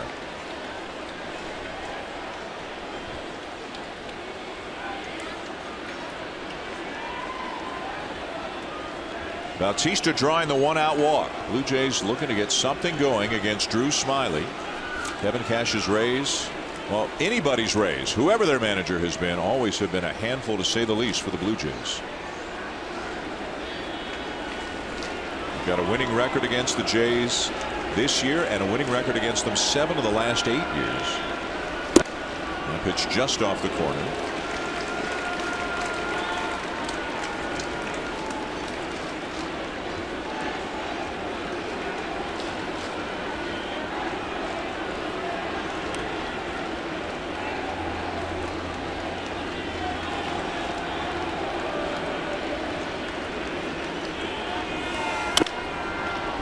Bouncer foul. Now Scott Feldman is throwing, and he's joined by Joe Biagini. Aaron Loop was up earlier. He's taken a seat. Now Biagini has gotten up along with Feldman. If you're wondering why 2 righties, it may have to do with what the score is at the end of this inning. If it gets close or the Jays tie it up, they may go to Biagini. If they're still trailing, could be Feldman.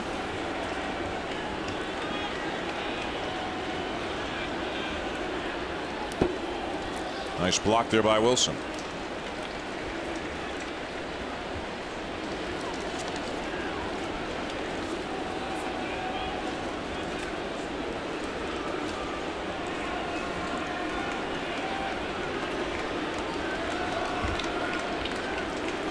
One thing the Blue Jays have to remember is that Drew Smyly has given up 30 home runs this year. The Blue Jays have hit him hard.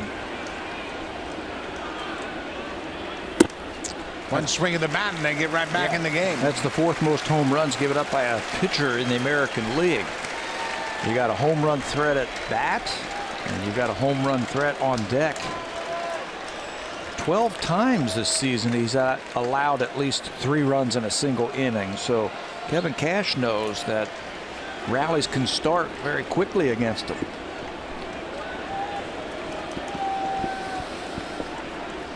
So with a man at first and 1 out, it's a full count now on Encarnacion. A lot of hoping and praying going on at Rogers Center that Encarnacion can deliver and get something started for the Blue Jays here tonight. The 3-2.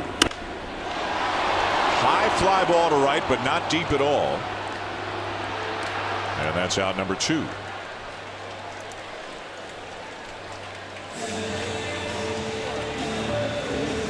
Now Smyly will face Russell Martin. Martin 0 for 2 tonight with a ground out and a strikeout. You were mentioning about Drew Smyly early in the year giving up 5 home runs to the Blue Jays in their first 2 games. Well, the Blue Jays won those games. His next 2 starts before tonight were right here in this ballpark. He didn't give up a home run in either one of those games. And he won both of those games. And he's doing it again tonight versus the Blue Jays. He's looking for that one pitch out over the plate to drive it out of here and get him back into the game. Once again, the Blue Jays managing just 4 hits. They haven't been able to string together a lot of hits as Smyly has now thrown 100 pitches. They seem really reliant on the home run ball right now. And they might just have gotten one. Towering fly ball to left field.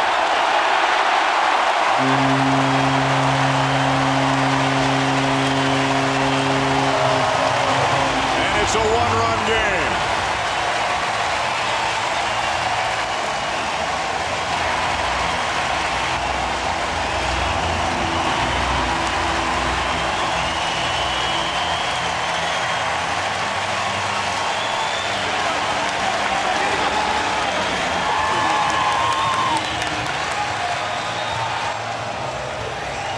Well, Russell Martin's hitting in the cleanup spot because he's been coming up with big hits.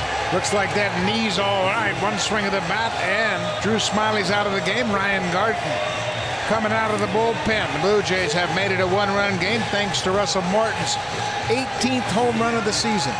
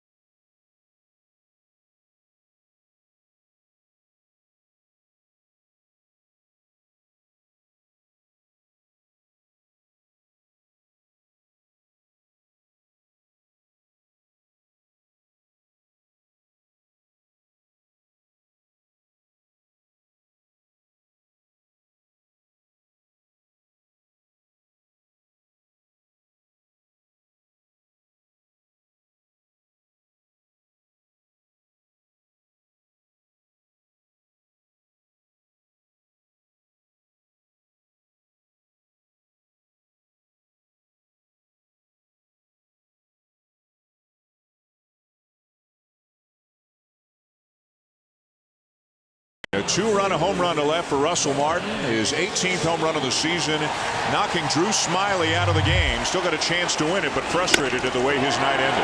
Looked like a slow curveball from Smyly. Dropped it right in there, and Russell Martin says thank you very much. Second deck with that home run. We were just talking about the long ball getting the Blue Jays back into it. Russell skates through that ball, and he's able to keep it fair down the left field line. That knocks out Smyly into the ball game. Ryan Garten, the right-hander, has pitched against the Blue Jays 4 times this year. They're hitting .071 against them. He's been up and down 3 or 4 times this year. He's gotten into 28 games. The youngster's got a good arm. Fastball, curveball. Fastball misses inside. He's a Tampa area guy. He's from Clearwater, Florida. Originally a 34th round pick of the Rays back in 2012. First year in the big leagues, and he's been up and down. Blue Jays, as Pat mentioned, have seen him quite a few times, and he's got a good arm. He has always been a reliever. Never made a start in the minor leagues.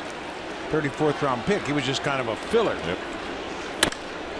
And Tulowitzki lines one into right center, a base hit. He's 2 for 3. Take what the defense gives you, and if you're going to overshift on Troy Tulowitzki, he's going to pound that ball to the right side. That's right at the second baseman, but they're playing him in that shift, and Tulo's got another hit. Don't know why more players don't take advantage of this. That's right at the second baseman. Good hitters, well, we see it every day in batting practice. They can take the ball, hit it anywhere they want to, and yeah, it's more difficult and more challenging in the game, but at the same time, you got a hole like that, you got to be able to handle the bat a little bit and put it over there and get on base, especially in a one-run game. So the tying run is aboard with 2 down in the 6th inning. A meeting on the mound. Jim Hickey has come and gone, the pitching coach. And now Garden's going to face Melvin Upton Jr. 1 for 2. And a base hit to left field his last time up. Big turnaround here in the bottom of the 6th. After the offense slumbered through the first 5 innings, Russell Martin wakes it up with a big 2-run homer. Now Upton trying to do some damage. Swing and a miss. Jim Hickey will oftentimes come out to talk to his pitchers, especially the younger ones, and he'll remind them of how he wants to pitch to the hitter at the plate. And of course, Hickey knows Upton very well. Melvin played 8 seasons with Tampa Bay. And a bouncer to short. Ramirez the short way to force Tulowitzki and end the inning. But Russell Martin puts the Blue Jays on the board with his 18th home run of the season. A 2-out, 2-run homer to left. End of 6. The Rays lead the Blue Jays by a score of 3-2.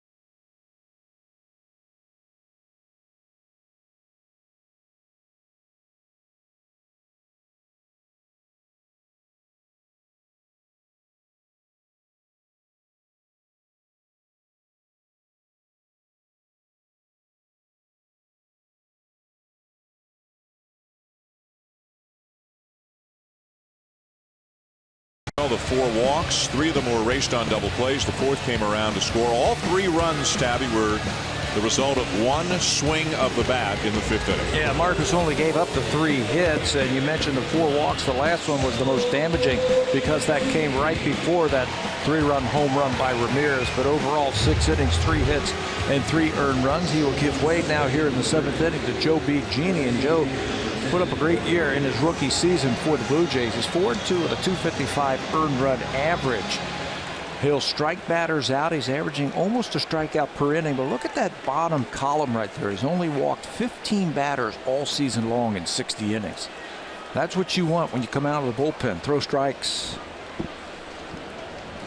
Corey Dickerson will lead off the 7th for Tampa Bay. Dickerson is grounded into a double play and doubled and scored on that home run by Ramirez back in the 5th. Another tight ball game. And the first pitch swinging a foul back, 0-1.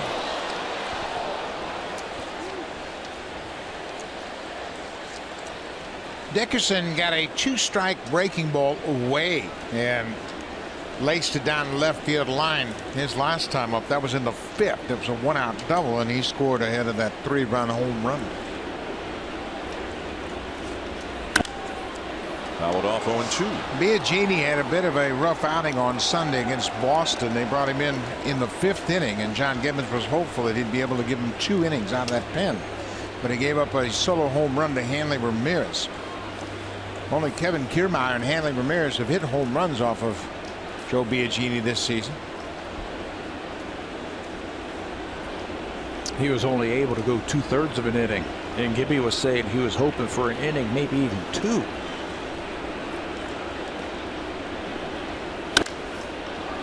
And another foul off. You know, we've talked about some of the teams the Blue Jays are competing with for playoff spots, and we don't mention Seattle as much as we mention a lot of other teams, but the Mariners are hot.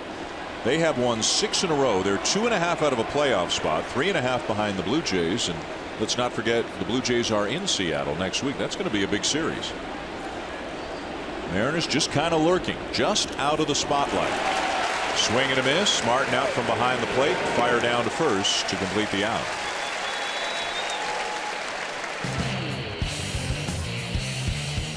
Save during the plumbing, heating, and electrical expert sale. Only at Home Hardware and Building Center locations. Homeowners helping homeowners with expert advice.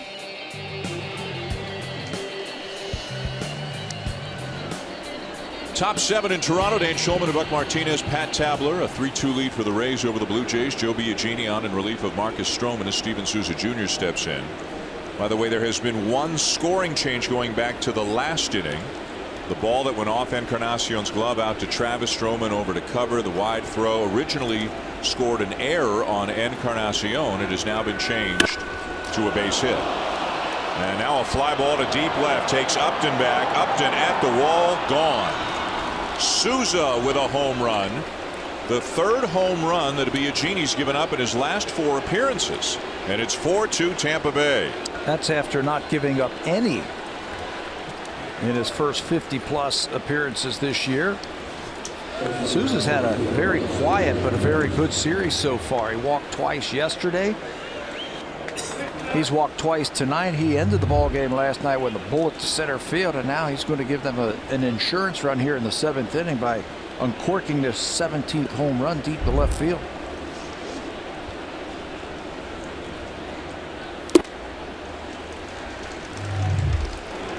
Souza thought he had hit a home run in his last at bat last night, but there's no doubt about this one. He got a fastball inner part of the plate, and he hits it over the wall in left center. His 17th home run. He's got some big power.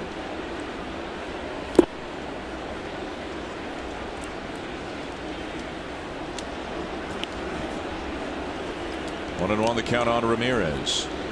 Biagini's been such an important part of the bullpen and has moved into a larger role than it was ever anticipated he would have back at the beginning of the season as a Rule 5 pick. Quite honestly, when you have a Rule 5 player break with the team, you're just trying to figure out how you can get him into ball games and prop him up to have success and keep him for the whole season and then send him to the minors the next year. But Joe Biagini has pitched so well, he's earned these crucial innings. You're not necessarily thinking about 2016 for a Rule 5 draft pick, maybe next year. But he has pitched so well, and now he's pitching some very big innings late in ball games for the Jays. This time he's going to pick up the strikeout. That's a little cutter that he has developed this year. So 2 down in the inning, and the batter will be Bobby Wilson, the catcher, and John Gibbons is on the phone again down to the bullpen. Maybe thinking about getting the lefty up with Kiermaier rather, a couple of spots away, and Miller 2 behind him.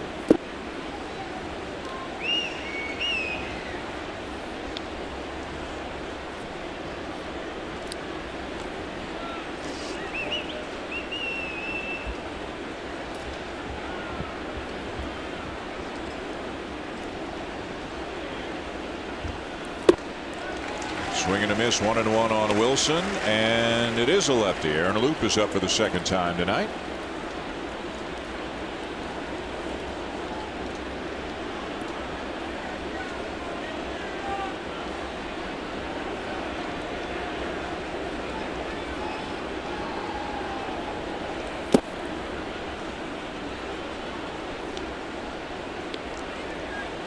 So Tampa Bay now leads 4-2.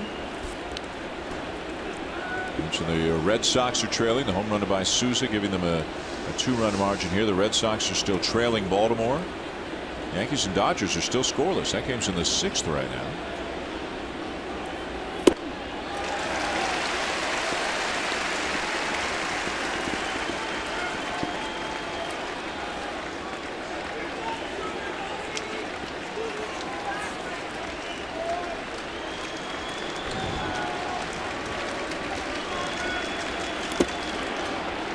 The appeal down to first and no swing. It's a full count.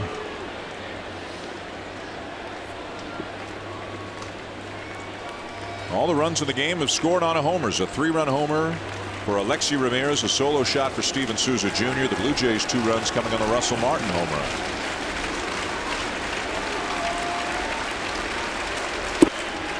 Ball 4. Boy, that is tough to walk the number 9 hitter with 2 outs. Well, it's doubly tough the fact that Logan Forsythe has hit the Blue Jays well all season. He's 0 for 3 so far tonight. You go after Bobby Wilson, and no disrespect to Bobby Wilson, but he's the number 9 hitter.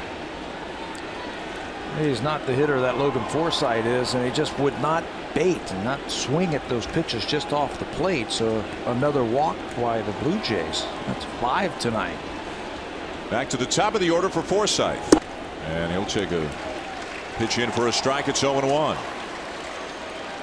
Forsythe has actually been held in check so far tonight by the Blue Jays. He's 0 for 3, 2 strikeouts and a double play ball. He's hit in 10 straight games against the Blue Jays.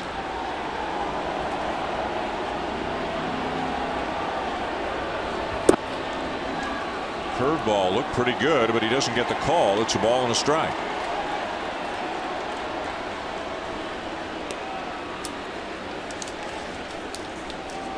Still a ways to go. Top 7 here at Rogers Center. The Blue Jays cutting into the deficit. Bottom of the 6th. They've given one back here in the top of the 7th.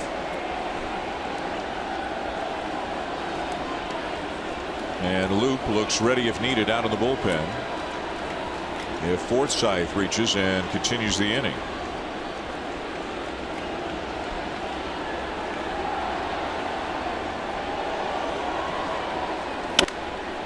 Ground ball to short.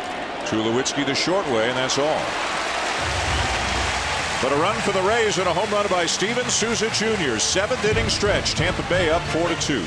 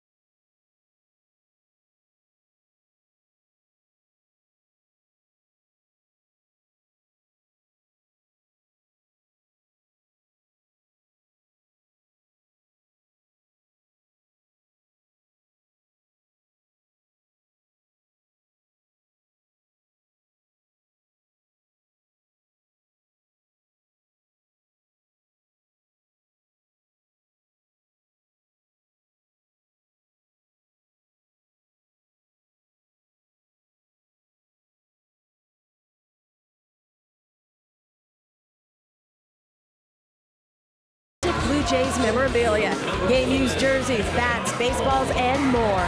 Visit jshop.ca and click on Blue Jays auction. Back to Dan, Buck, and Pat. Thank you, Hazel. You can tell from looking around the ballpark that business has been good at the Jay Shop. Everybody's got their Blue Jay gear on. Been that way all season long. Bottom 7 here at Rogers Center. Got some work to do offensively to get back into this one, down 4-2. Garton is back out on the mound for the Rays. And he'll face Pilar, Carrera, and Barney. Pilar has flied out and grounded into a double play.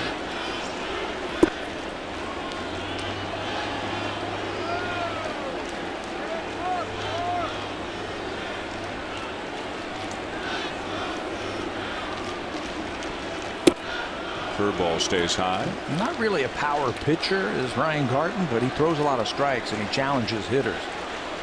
Fastball, curveball, changeup. Line into right center. That's a base hit. Souza will cut it off to hold Pilar to a leadoff single. So he will throw strikes, and if you're the Blue Jays, be ready. And Kevin Pilar was ready that time. All over that fastball. Let's see how they play it now. They got a lefty and a righty warming up. And in September, you can match up this part of the ball game. You can go lefty, righty as many times as you want. It looks like Kevin Cash is going to do that.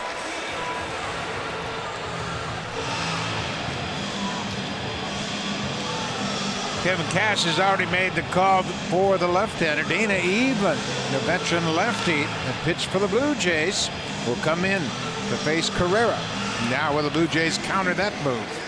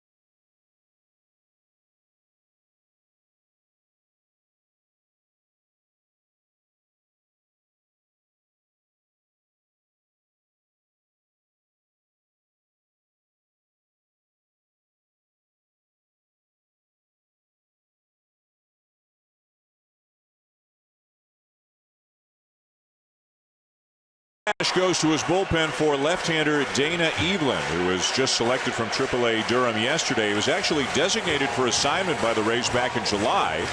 Outrighted off the roster, went down to AAA, pitched great, and they put him back on the roster by DFAing somebody else and brought him back here in September. Yeah, he's 32 years old. He made the opening day roster, but you can see from those numbers, not very good. 0-1 with an 8.5 ERA over 25 games.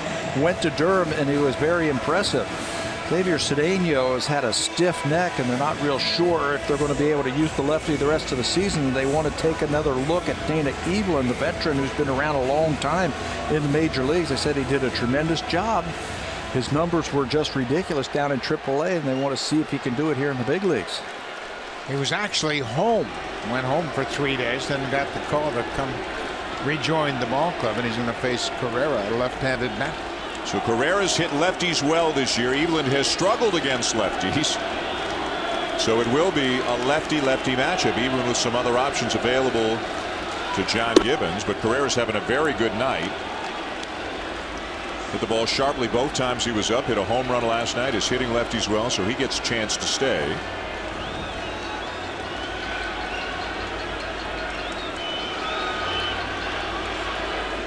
Lead at first by Pilar. Tying run at the plate. And the breaking ball misses up and away. Deanna Navarro is out of the on-deck circle in Garland Barney's spot.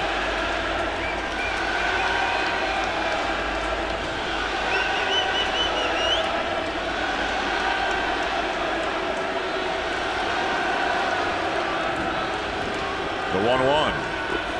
Sweeping breaking ball misses a 1.5 outside. 2-1. Well, he's not very overpowering. He's going to have to hit his spots and change speeds. He's got that sweeping breaking ball that he'll use against left-handed hitters. And if you're Ezekiel Carrera right now, make him throw you a strike.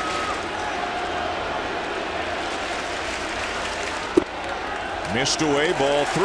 Yeah, everything's going to be away. You just got to make sure that he lays off that borderline pitch. He can take a strike right now.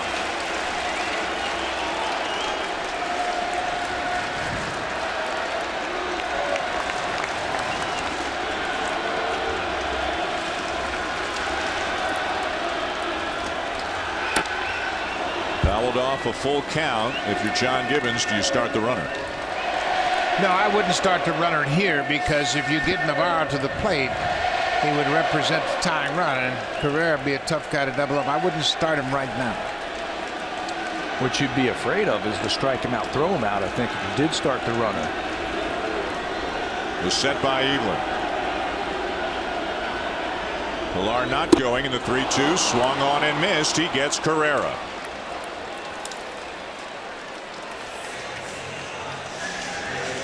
So now Navarro's been announced into the game, and here comes Kevin Cash again, and he's going to make the move to the right-hander. 3-2 breaking ball. It's a pretty good pitch. 3-2. Tough pitch to lay off. Tough pitch to handle. And Dana Edelman does his job. Comes in to get the left-hander. So the parade from the bullpen continues here in the bottom of the 7th.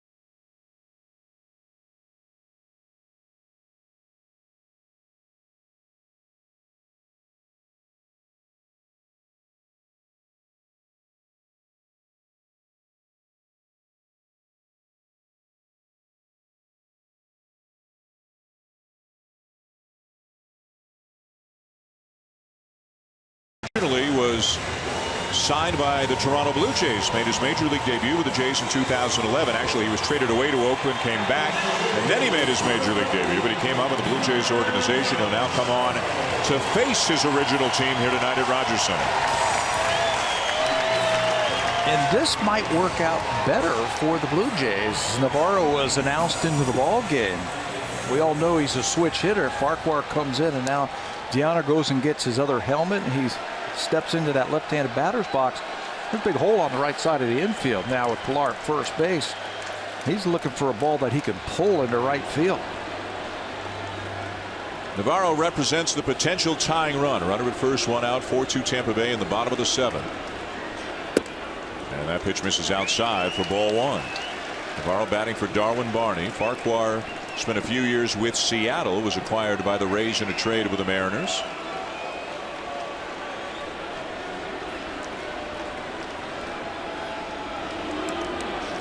Here's a note you don't see every day in a major league team's media notes.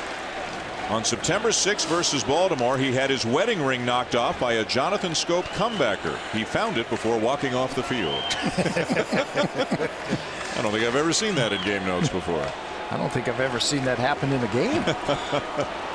You don't see many guys wearing their wedding rings on the field.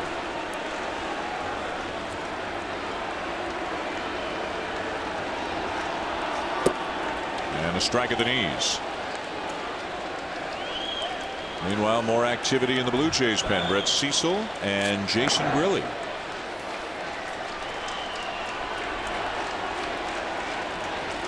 Tampa Bay up 4-2. The Blue Jays hoping to continue the comeback here in the bottom of the 7th.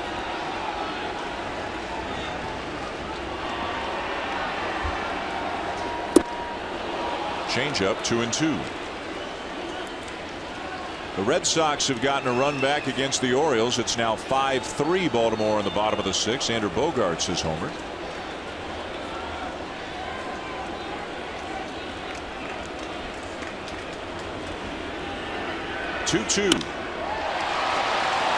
Looper into left center field will be caught by a charging Franklin for out number 2.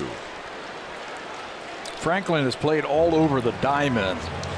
And I was watching him go after that ball, and he was checking a couple of times to see where Kevin Kiermaier is, because Kiermaier very aggressive in the outfield. Franklin comes over, looks for the ball, looks for Kiermaier, looks again, and then says, I got to take this ball. And Farquhar likes it. Thought it might have dropped in. I think you better run with your head up if you're in the outfield with Kiermaier, because he can run them down. So 2 down, and now here's Devin Travis, 0 for 3, trying to extend a 9-game hitting streak as well.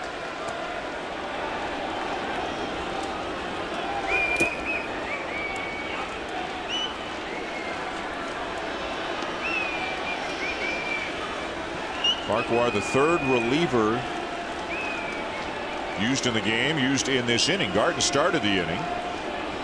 Gave up a base hit, then Evelyn came in. Struck out Carrera. Now Farquhar facing his second batter. There's a strike. 4 runs on 5 hits, no errors for the Rays. 2 runs, 7 hits, no errors for the Blue Jays. Tampa Bay's left 3. The Blue Jays have left 4.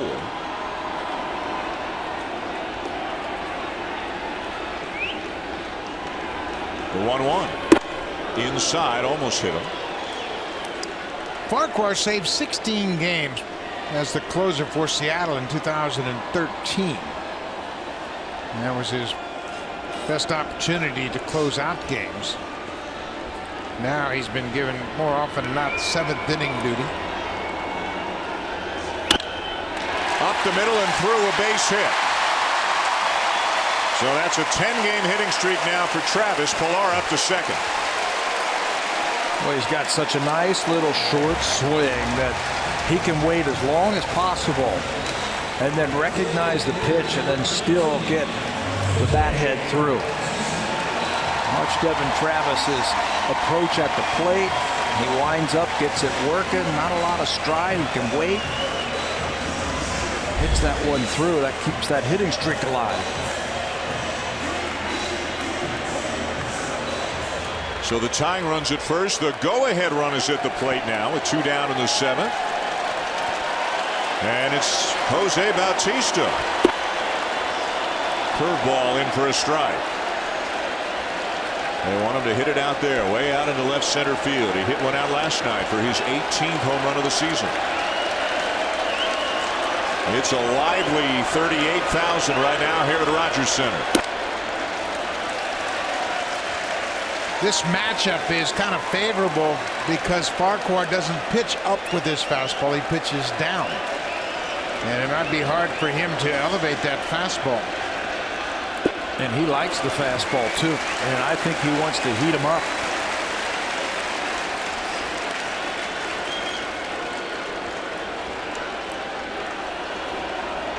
Two men on for the Blue Jays with 2 down. And the count 2-1 on Bautista. The pitch. Fastball just missed low. You can see how badly Farquhar wanted that call.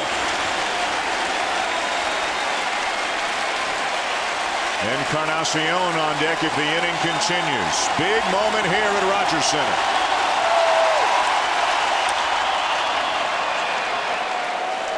Might have been ball 4. Big rip and a foul off by Bautista.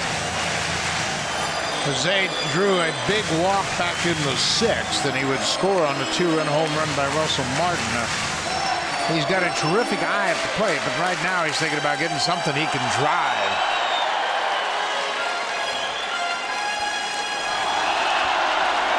Full count. Runners will be on the move.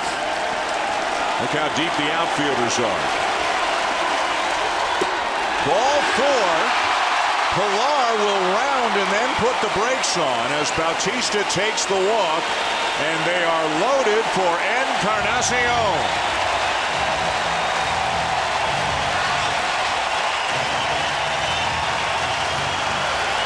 Well, the Blue Jays couldn't ask for a better scenario to unfold here in the 7th inning. No place to put Edwin. Bases loaded, 2 outs, and you've got your most productive hitter at the plate. with 9 career grand slams. Jim Hickey's coming out to have a little discussion with Farquhar here, and there's not much you can say about Encarnacion.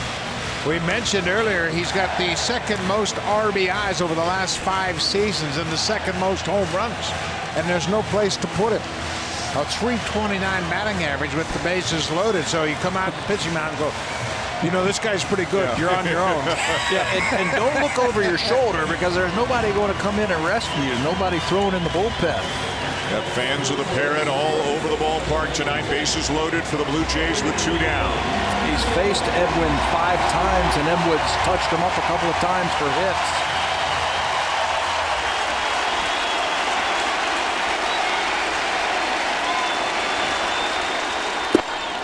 Fastball there for a strike. Tonight, Edwin is 0 for 3. The American League lead him in RBIs with 115. The 0-1. Swing and a miss. Took something off, and it's 0-2.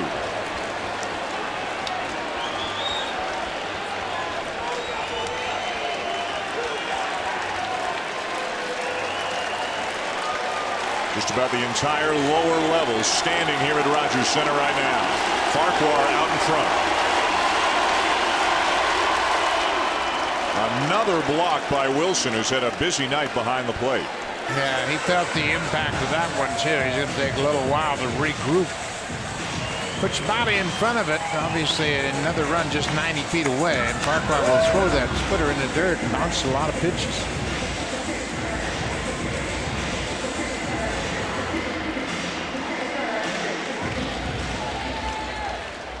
Trying to navigate his way through that 7th inning. You got to do it. You got to go through that guy right there. 1-2 the count. Bounced in and blocked again. If you've seen 2 splitters in the dirt in a row, are you saying the next one's got to be a fastball? Not necessarily. No. He doesn't have that kind of fastball. He has to use finesse to be most effective. He's liable to throw another one.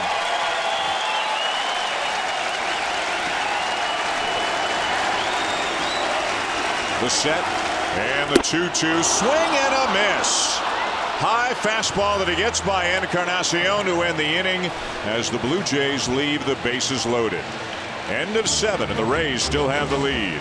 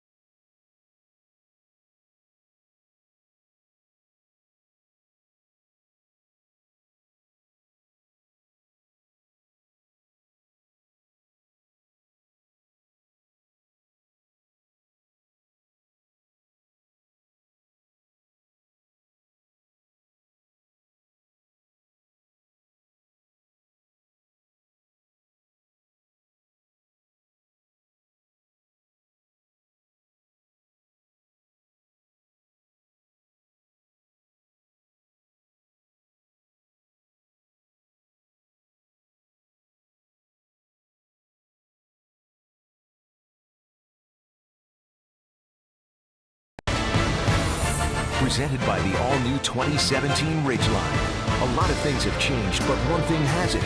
Honda, official vehicle of the Toronto Blue Jays. Proud fan since 1977.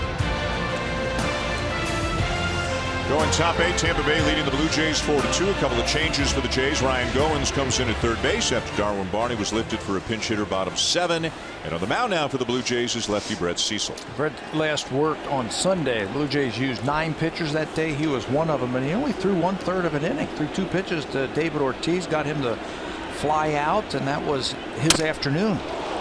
Broken to bat fly ball to right field, and it'll drop in front of Carrera. That'll be a base hit for Kiermaier to lead off the inning. Well, Kiermaier gets his first base hit of the night, and Cecil made a good pitch on him, and he gets jammed, and the bat explodes.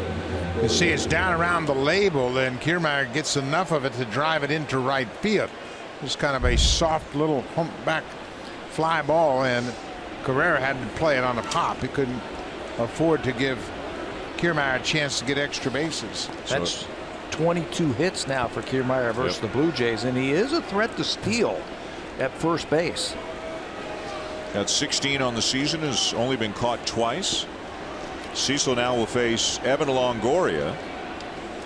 The next 3 hitters after Longoria, left-handed batter, switch hitter, left-handed batter, as the breaking ball is in for a strike. Longoria doesn't mind if he runs in front of him. He was saying today that, he said, if you're going to go early in the count and give me a chance to hit. Don't go when I have 2 strikes on me. And you can see he takes 2 pitches right there. Longoria has a lot of at bats and a lot of hits against Cecil. He's 12 for 26 with a pair of home runs. These two have faced each other a lot. 0-2. Curveball stays a little bit up. Ball 1.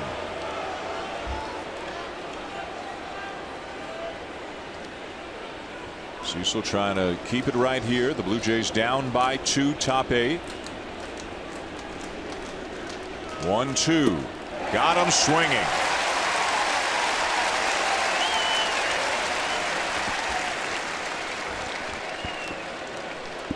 So it gets Longoria as he gets the curveball down and out of the zone. Well, when he is throwing that for strikes and getting that kind of bend and break on it, he's tough.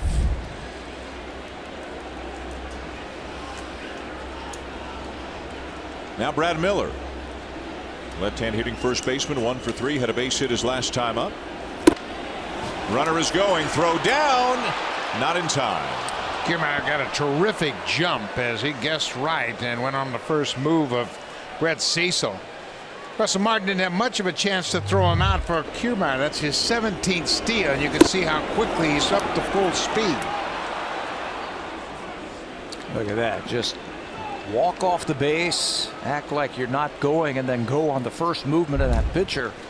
It's only been thrown out 2 times all season long. So the Rays with a man in scoring position with 1 out and a 1-0 count on Miller, who's got 28 home runs on the season.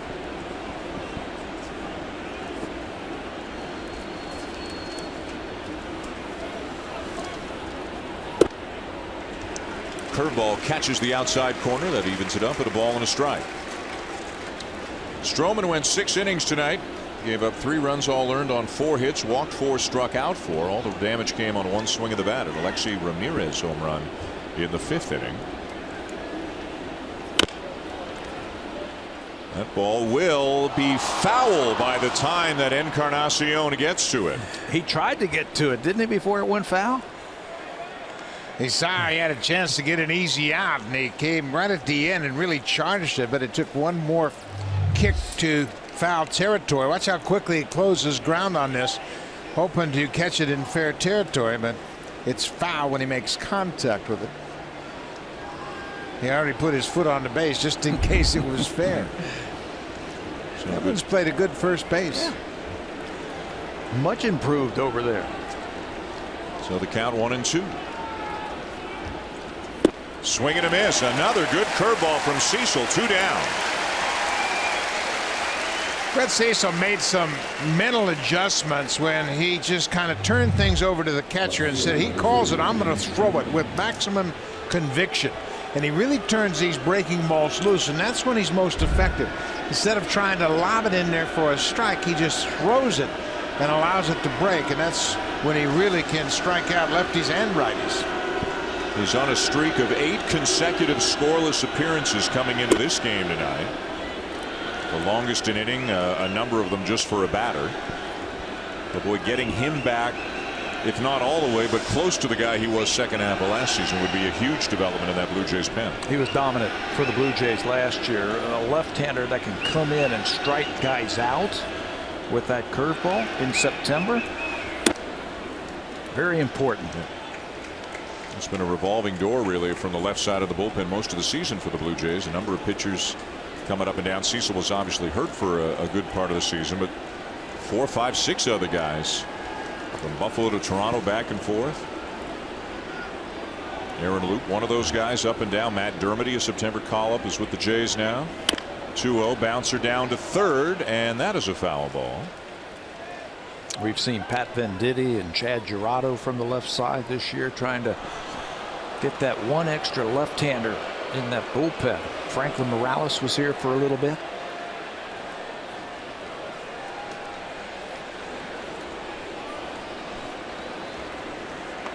The closer is Alex Colomé. He's the guy on the left. Kevin Jepsen is on the right.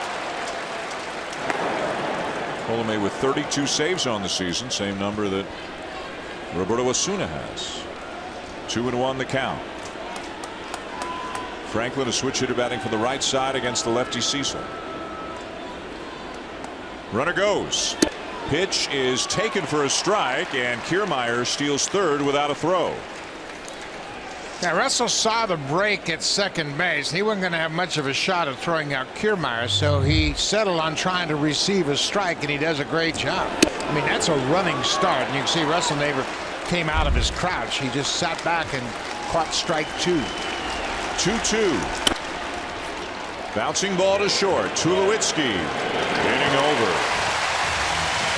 Going bottom 8. The Blue Jays coming up trailing 4-2. Time now for a Blue Jays Central update. Again, here are Jamie and Greg in the Samsung broadcast studio.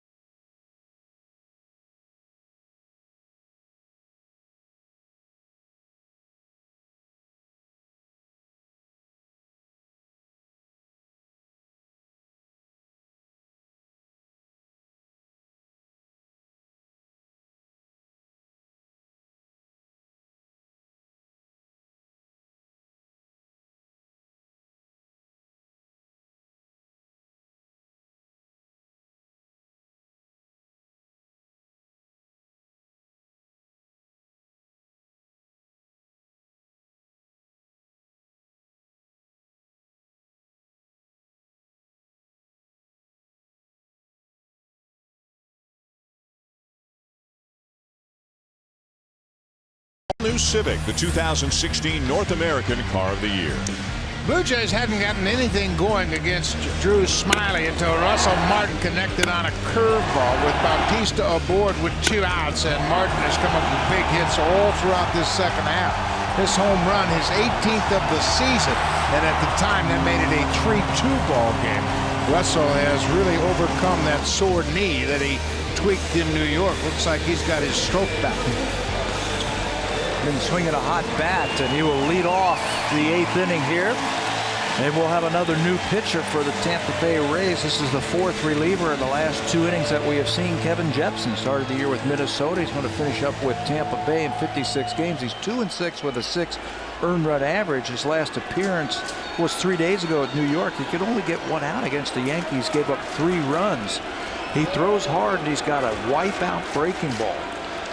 Had some very good years with the Angels earlier in his career. Swing and a miss by Martin. Martin, Tulowitzki, and Upton here in the bottom of the 8th, 4-2 Tampa Bay. Martin responsible for all the Blue Jay offense tonight. They're actually out hitting the Rays 8-6, but trailing 4-2.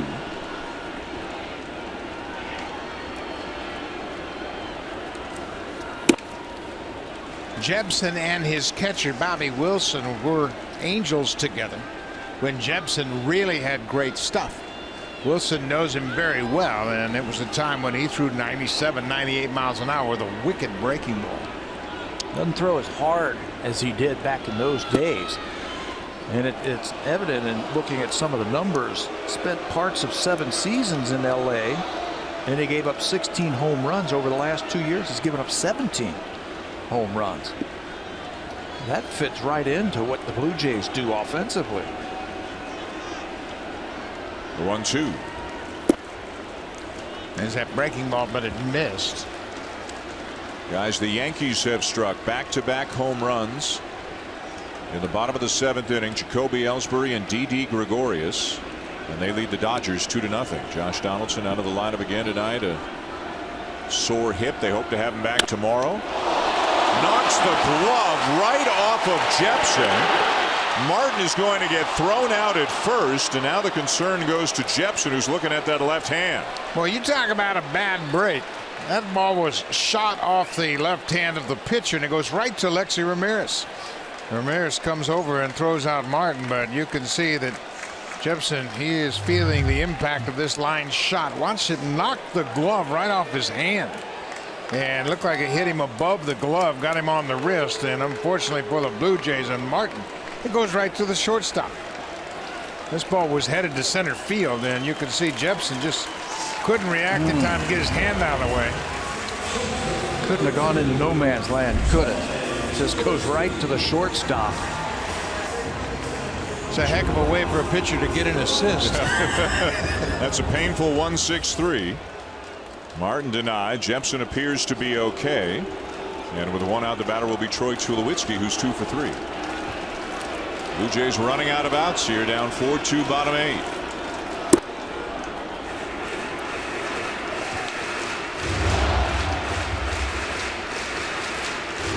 Remember, they'll play again tomorrow afternoon. It's a day game tomorrow to allow the Blue Jays some time to fly west, where they'll start a series in Anaheim against the Angels on Thursday night. And that one's going to sneak through. So is baseball fair? Martin hits one like a rocket. He gets thrown out. Tulowitzki finds a hole. He's got 3 hits tonight. Well, he's done a great job of getting on base and trying to build some momentum for the Blue Jays, and his average now over 260 for the season. So Tulowitzki is really starting to come on here in the second half. That's his 6th 3-hit game. He's got a 4-hit game this season.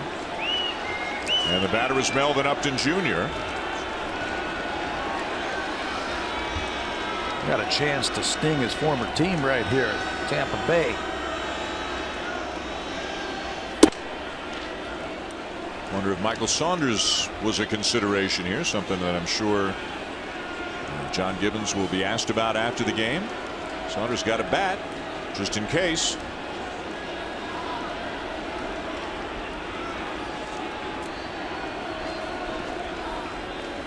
Saunders is 2 for 3 against Jepsen. One of those hits is a home run. He is ready if needed.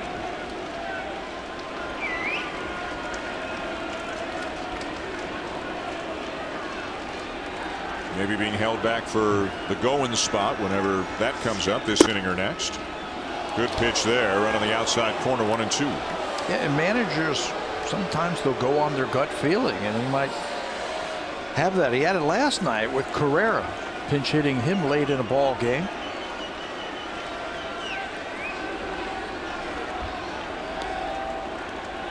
Short lead at first by Tulowitzki. 1-2 the count on Upton. Ground ball down to third. The second one back to first. Double play, and the inning is over. End of 8 at Rogers Center. And it remains the Rays 4 and the Blue Jays 2.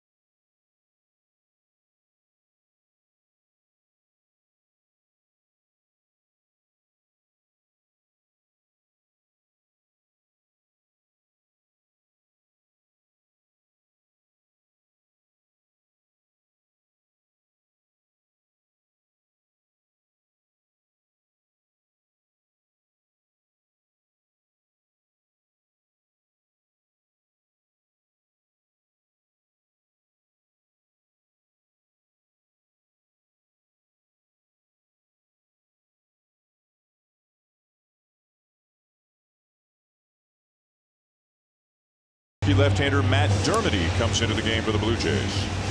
Dermody was another one of those pitchers who pitched in that game on Sunday. 8 relievers and a starter, 9 pitchers. He faced 2 batters, had a couple of punch outs. He's got a wicked slider. That's his strikeout pitch. Struck out David Ortiz and Mookie Betts, both of those coming in the 8th inning. And maybe on for just one batter here with the left-hand hitting Corey Dickerson leading off the 9th for Tampa Bay.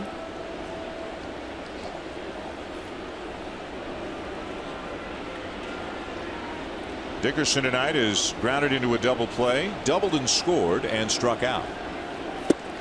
Swing and a miss. Didn't look all that comfortable, and it's 0-1.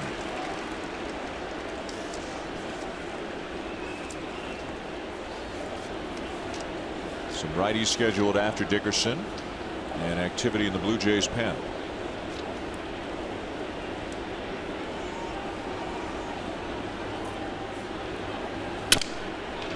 Broken to bat, little humpback liner over the mound, and no play. Boy, a tough break there for Dermody as he got right in on the kitchen of Dickerson, but Dickerson is aboard with an infield hit, and that's going to be all for Dermody. Yeah, I think Tulowitzki had an opportunity to make a play there if Devin Travis just kind of peels out of the way and give Tulo a chance to make the play. Watch how Tulowitzki is up the middle, and he's going to have his momentum going toward first base, but Travis cuts in front of him and distracts him to the point where he can't grab it barehanded. But that's it for Dermody. He made a pretty good pitch and has to go out of the game. Scott Feldman in.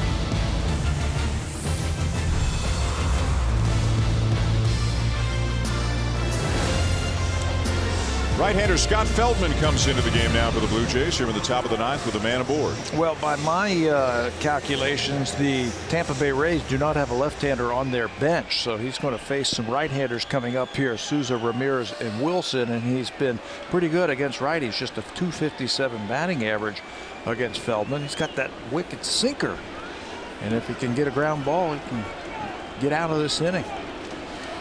4-2 Tampa Bay as they bat here in the top of the 9th inning. Souza homered his last time up. He's also walked twice tonight. Yeah, he's had some good at-bats in the first 2 games of this series. And, of course, last night we mentioned that he hit a ball really hard off Osuna. It was caught on the warning track in center. Had a couple of walks in last night's game, 2 more tonight, and a home run. He's up to 30 walks on the season, 4 of them in the last 2 nights. Under control. Yep. Well, the Rays are playing hard. They are out of it. They've known they've been out of it for a long, long time. They know they've got a tough schedule, playing 4 contenders in their own division. But they're battling.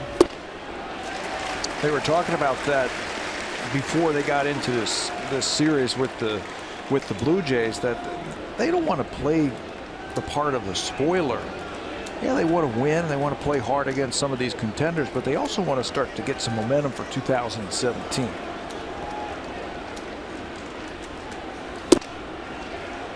Just off the outside edge. Wow, showing a lot of patience. That is a tough pitch.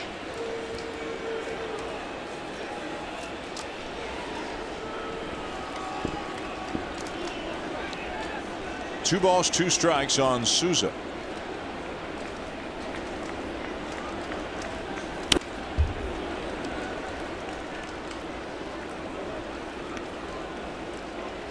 Looking ahead to the bottom of the ninth, the Blue Jays will bring up, or at least the scheduled hitters, Pilar, Carrera, and then Goins, who's in the game of the number 9 spot. Remember the likes of Saunders and Smoke available off the bench. 2-2 again, and outside with that curveball. The count now full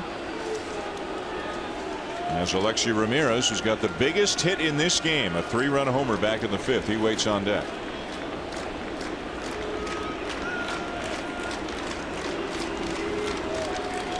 Three-two, way inside, ball 4.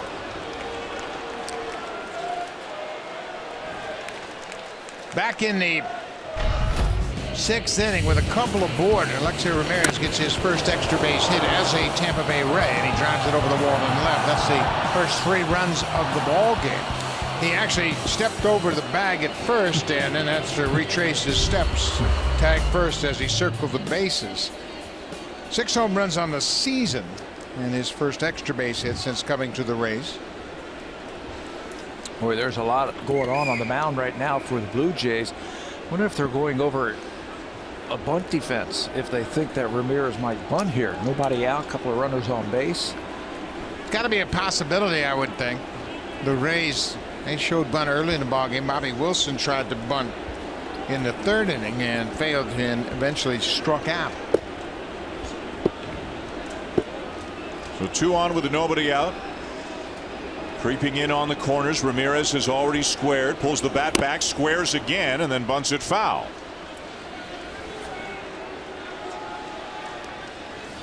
And the bullpen's up again. Ryan Tepera and Aaron Loup.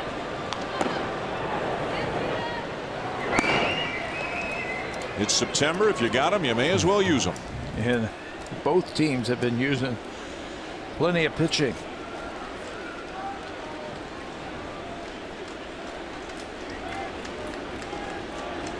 Ramirez squares again. Pushes it to the 3rd base side of the mound. The only play for Goins is on to first, and the sacrifice moves the runners up. Yeah, that's what you want to do, is pull that 3rd baseman away from the bag to force him to go across the diamond. So Ramirez has had a big night at the plate, couple of hits. Now he drops the sack down perfectly. That will probably pull the infield in now with just 1 out.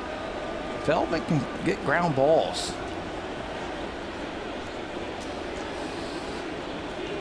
Number 9 hitter Bobby Wilson is up, and John Gibbons telling the infielders where he wants them to play. That he wants to go to the plate years ago. Not that many years ago. This was the perfect time for that little safety squeeze that the Rays used to run. Joe Madden did it almost on cue, and they executed it perfectly. Bobby Wilson at the plate. Tried and failed to get a bunt down earlier in the game.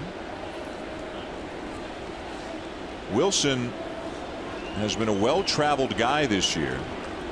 He started this year with Texas. At the end of spring training, he was traded to Detroit. They had a need, and then at the beginning of May, he was traded back to Texas. Not for the same guy he was traded for a month earlier. And then he was waived by Texas and picked up by Tampa Bay about a month ago. Yeah, he played 5 games for Detroit, 42 for Texas, and this is his 20th game with the Rays.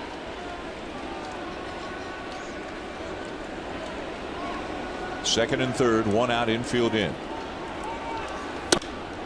1-2. Well, obviously Feldman needs a strikeout right now. He wants to make sure that Bobby Wilson doesn't put the ball in play in this situation. Can't get him to expand and chase that slider.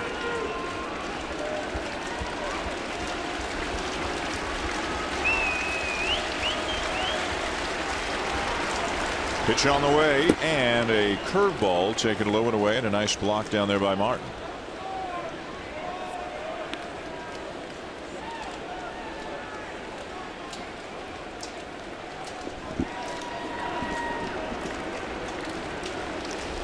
Dickerson is at third. Souza's at second, just one out, in the infield in for the Blue Jays.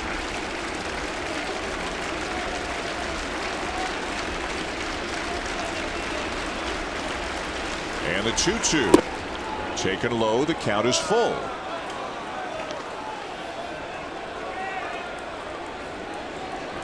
He had a good at bat last time up. Bobby Wilson ended up walking. Remember that one? 2 outs. That was against Joe Biagini. Joe got out of the inning getting Logan Forsythe. Now the 3-2. Ball 4, just outside at the knees, and the bases are loaded. Well, Russell thought that was a good pitch. Looked like it might have caught the outside corner. Now Dane Johnson is going to go to the mound.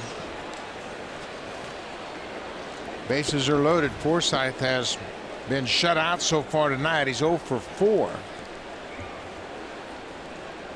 7 walks given up by Blue Jay pitchers tonight. Only 1 has come around to score. But you keep tempting fate. Each time you do that, you get closer to the top of the order with Forsythe and Kiermaier, who have absolutely worn out the Blue Jays. You keep bringing them up to the plate. Sooner or later, they're going to hurt you. And you just give the opposition just a little bit more confidence. All it takes is 1 hit. That runner who scored, the 1 walk you said who scored, that was Souza right before the 3-run home run. The only runner to score off of a walk. So now Feldman looking for the ground ball to try to turn 2 and get out of the inning. Leadoff hitter Logan Forsythe is up. He's 0 for 4 tonight. Loops ready in the pen if needed, with a left-hand hitting Kiermaier next. Tampa Bay looking to add to its lead here in the top of the 9th inning. Encarnacion playing in front of the runner. Wilson at first. Goins even with a bag at third as the first pitch is pumped in for a strike.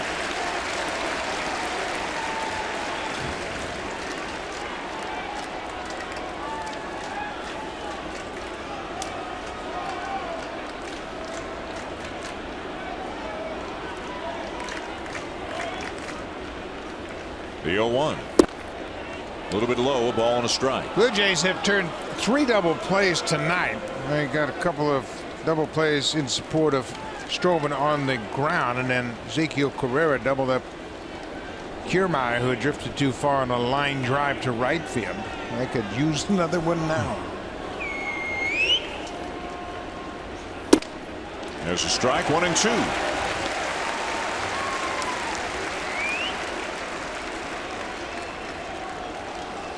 Feldman, the 5th pitcher of the night for the Blue Jays. Stroman started. Biagini, Cecil, Dermody for a batter, and now Feldman. Corners are in for the Blue Jays. They cannot afford any more runs to score. Anything to the first baseman or third baseman, they're coming home. Roller to short. To second one, and no chance for a double play. The fielder's choice will get a run in to make it 5-2. And wouldn't you know it, it'd be Logan Forsythe. Because of the walk to Wilson, Forsythe gets a chance to hit with the bases loaded, and he hits it in the perfect spot. All they can get is that lead runner at second. Forsythe picks up another RBI, his 49th on the fielder's choice. Big insurance run for Tampa Bay. And that's going to be all for Feldman. John Gibbons on his way to the mound to take the ball from the right-hander. He'll give it to lefty Aaron Loup, who will come in to face Kevin Kiermaier with a Rays lead now at 3.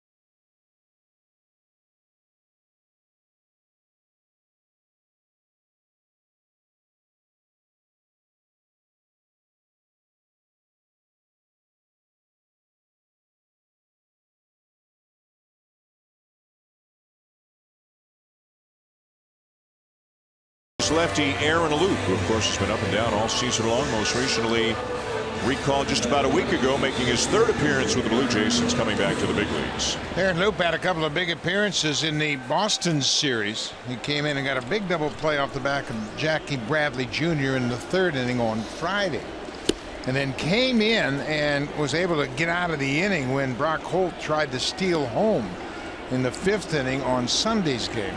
He would come back for the next batter and struck out Jackie Bradley Jr. and he was out of it. Executed that play perfectly at the plate. Now he's got Kevin Kiermaier with a couple of runners on.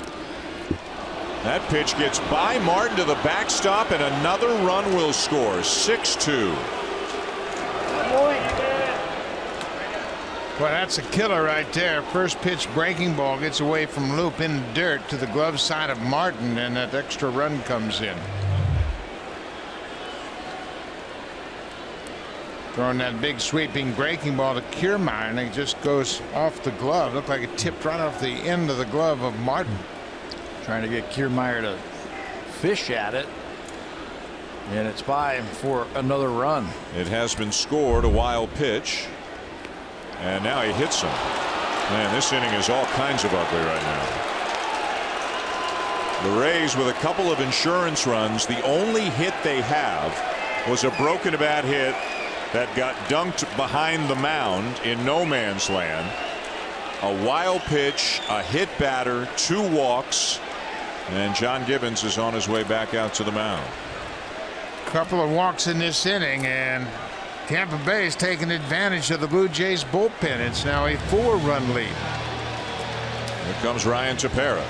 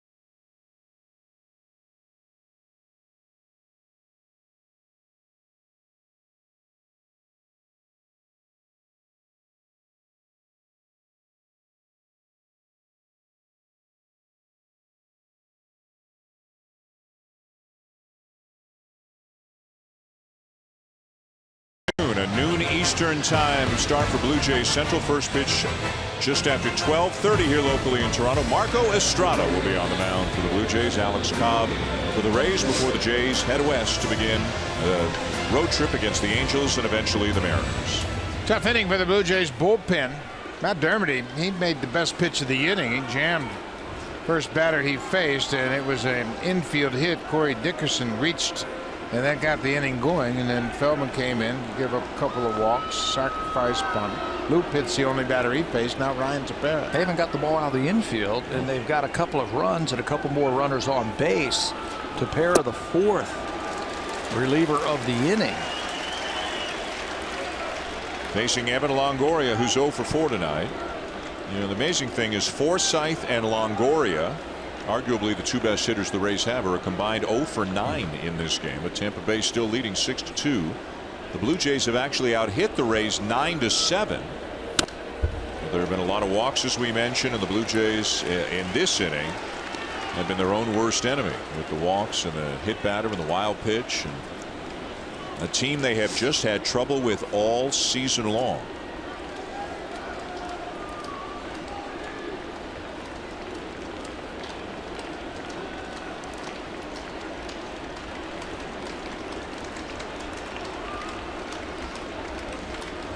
The 0-2.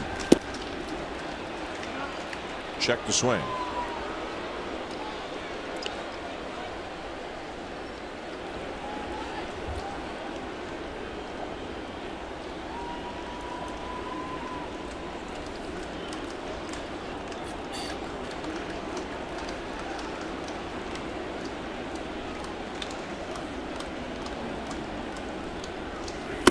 Very high, 2-2. The Orioles still up on the Red Sox 5-3 as the Red Sox come up in the bottom of the 8th at Fenway. The Yankees are leading the Dodgers 3-0 as the Dodgers bat in the top of the 9th.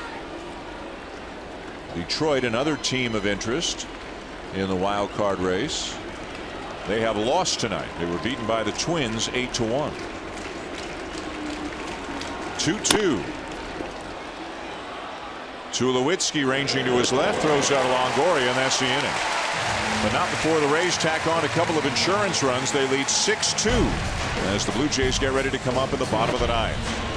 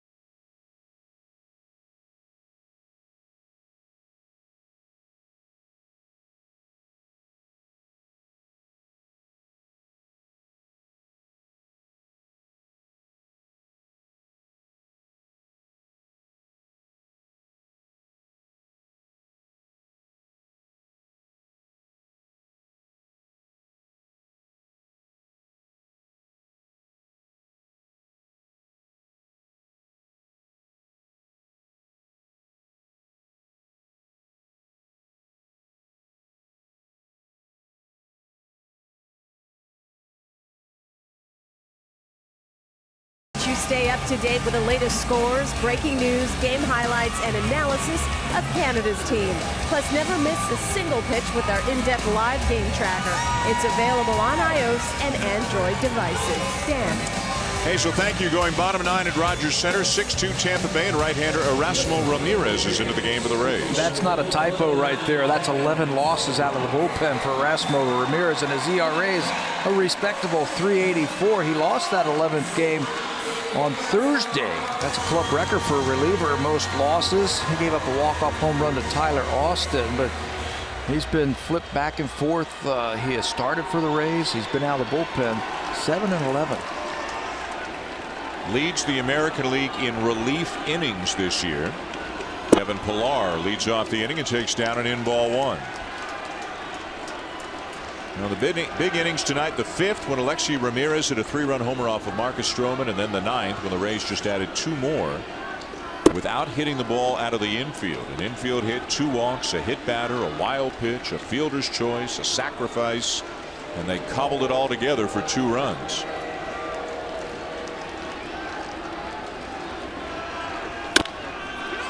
Bouncing ball to the right side, covering and stretching out to make the play is Ramirez, 1 down. A good call. He did stretch out. He didn't get to the bag and had to reach for it. Extended that right leg. It got just enough of it to retire Pillar. Yeah, as a first baseman, you want to get that ball to the pitcher as quick as possible so he can catch it and then find the bag. That time he's just a step away from it, and he's got to give that little extra effort. Throw a little bit behind him, but he makes a nice play to get the first out.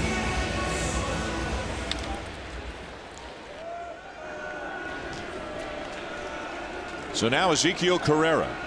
Carrera has grounded out, doubled, and struck out tonight. And a strike. Again, back with you tomorrow afternoon. Michael Saunders out in the on-deck circle in Ryan Gowen's spot.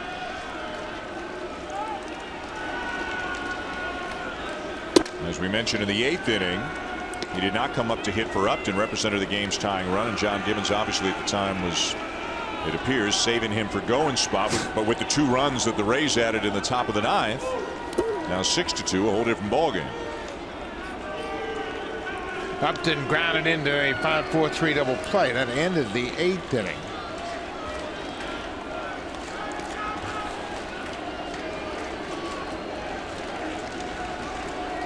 One and 2 the count on Carrera.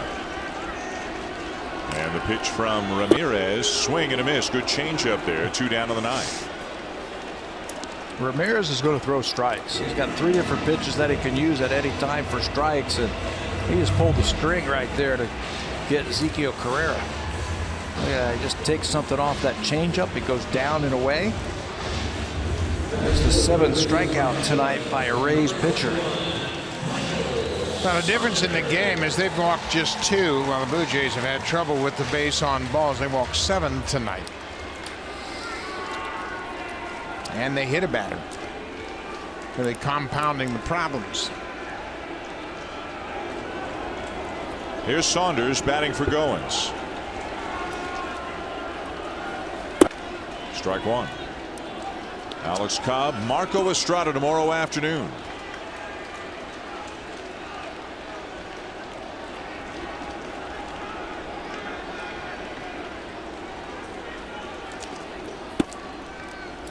And the Blue Jays head west for a 7-game road trip, 4 against the Angels, 3 against the Mariners. Hoping to have Josh Donaldson back in the lineup for the day game tomorrow.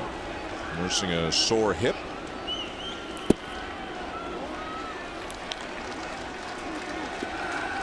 It's been kind of like that all season long, where Bautista was out for an extended period of time with a toe injury. Then he hurt his knee. Tulowitzki was out for a few games. Donaldson's been dealing with an assortment of injuries. It just hasn't been a real consistent lineup that the Blue Jays have run out there every day. John Gibbons was asked that before the ball game. He said, "You know how many times your quote starting lineup has been in the game this season?" And it's like 6 or 7 all season long that they've had their starters in there. Saunders lifts a fly ball to left center, and that's the ball game.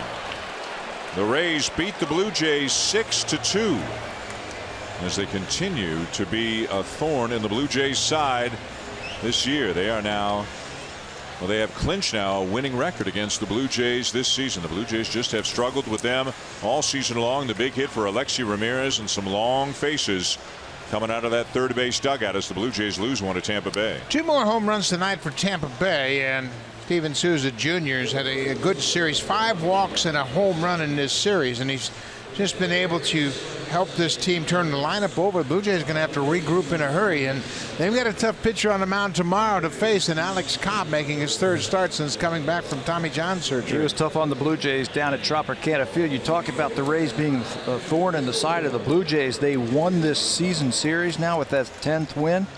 That is 8th time in the last 9 years that they've won the series against the Blue Jays. So the final from Rogers Center, Tampa Bay 6 and the Blue Jays 2. We're back with you tomorrow afternoon for the last game of the series, but time now for Sportsnet Central with Jackie Redmond and Ken Reed.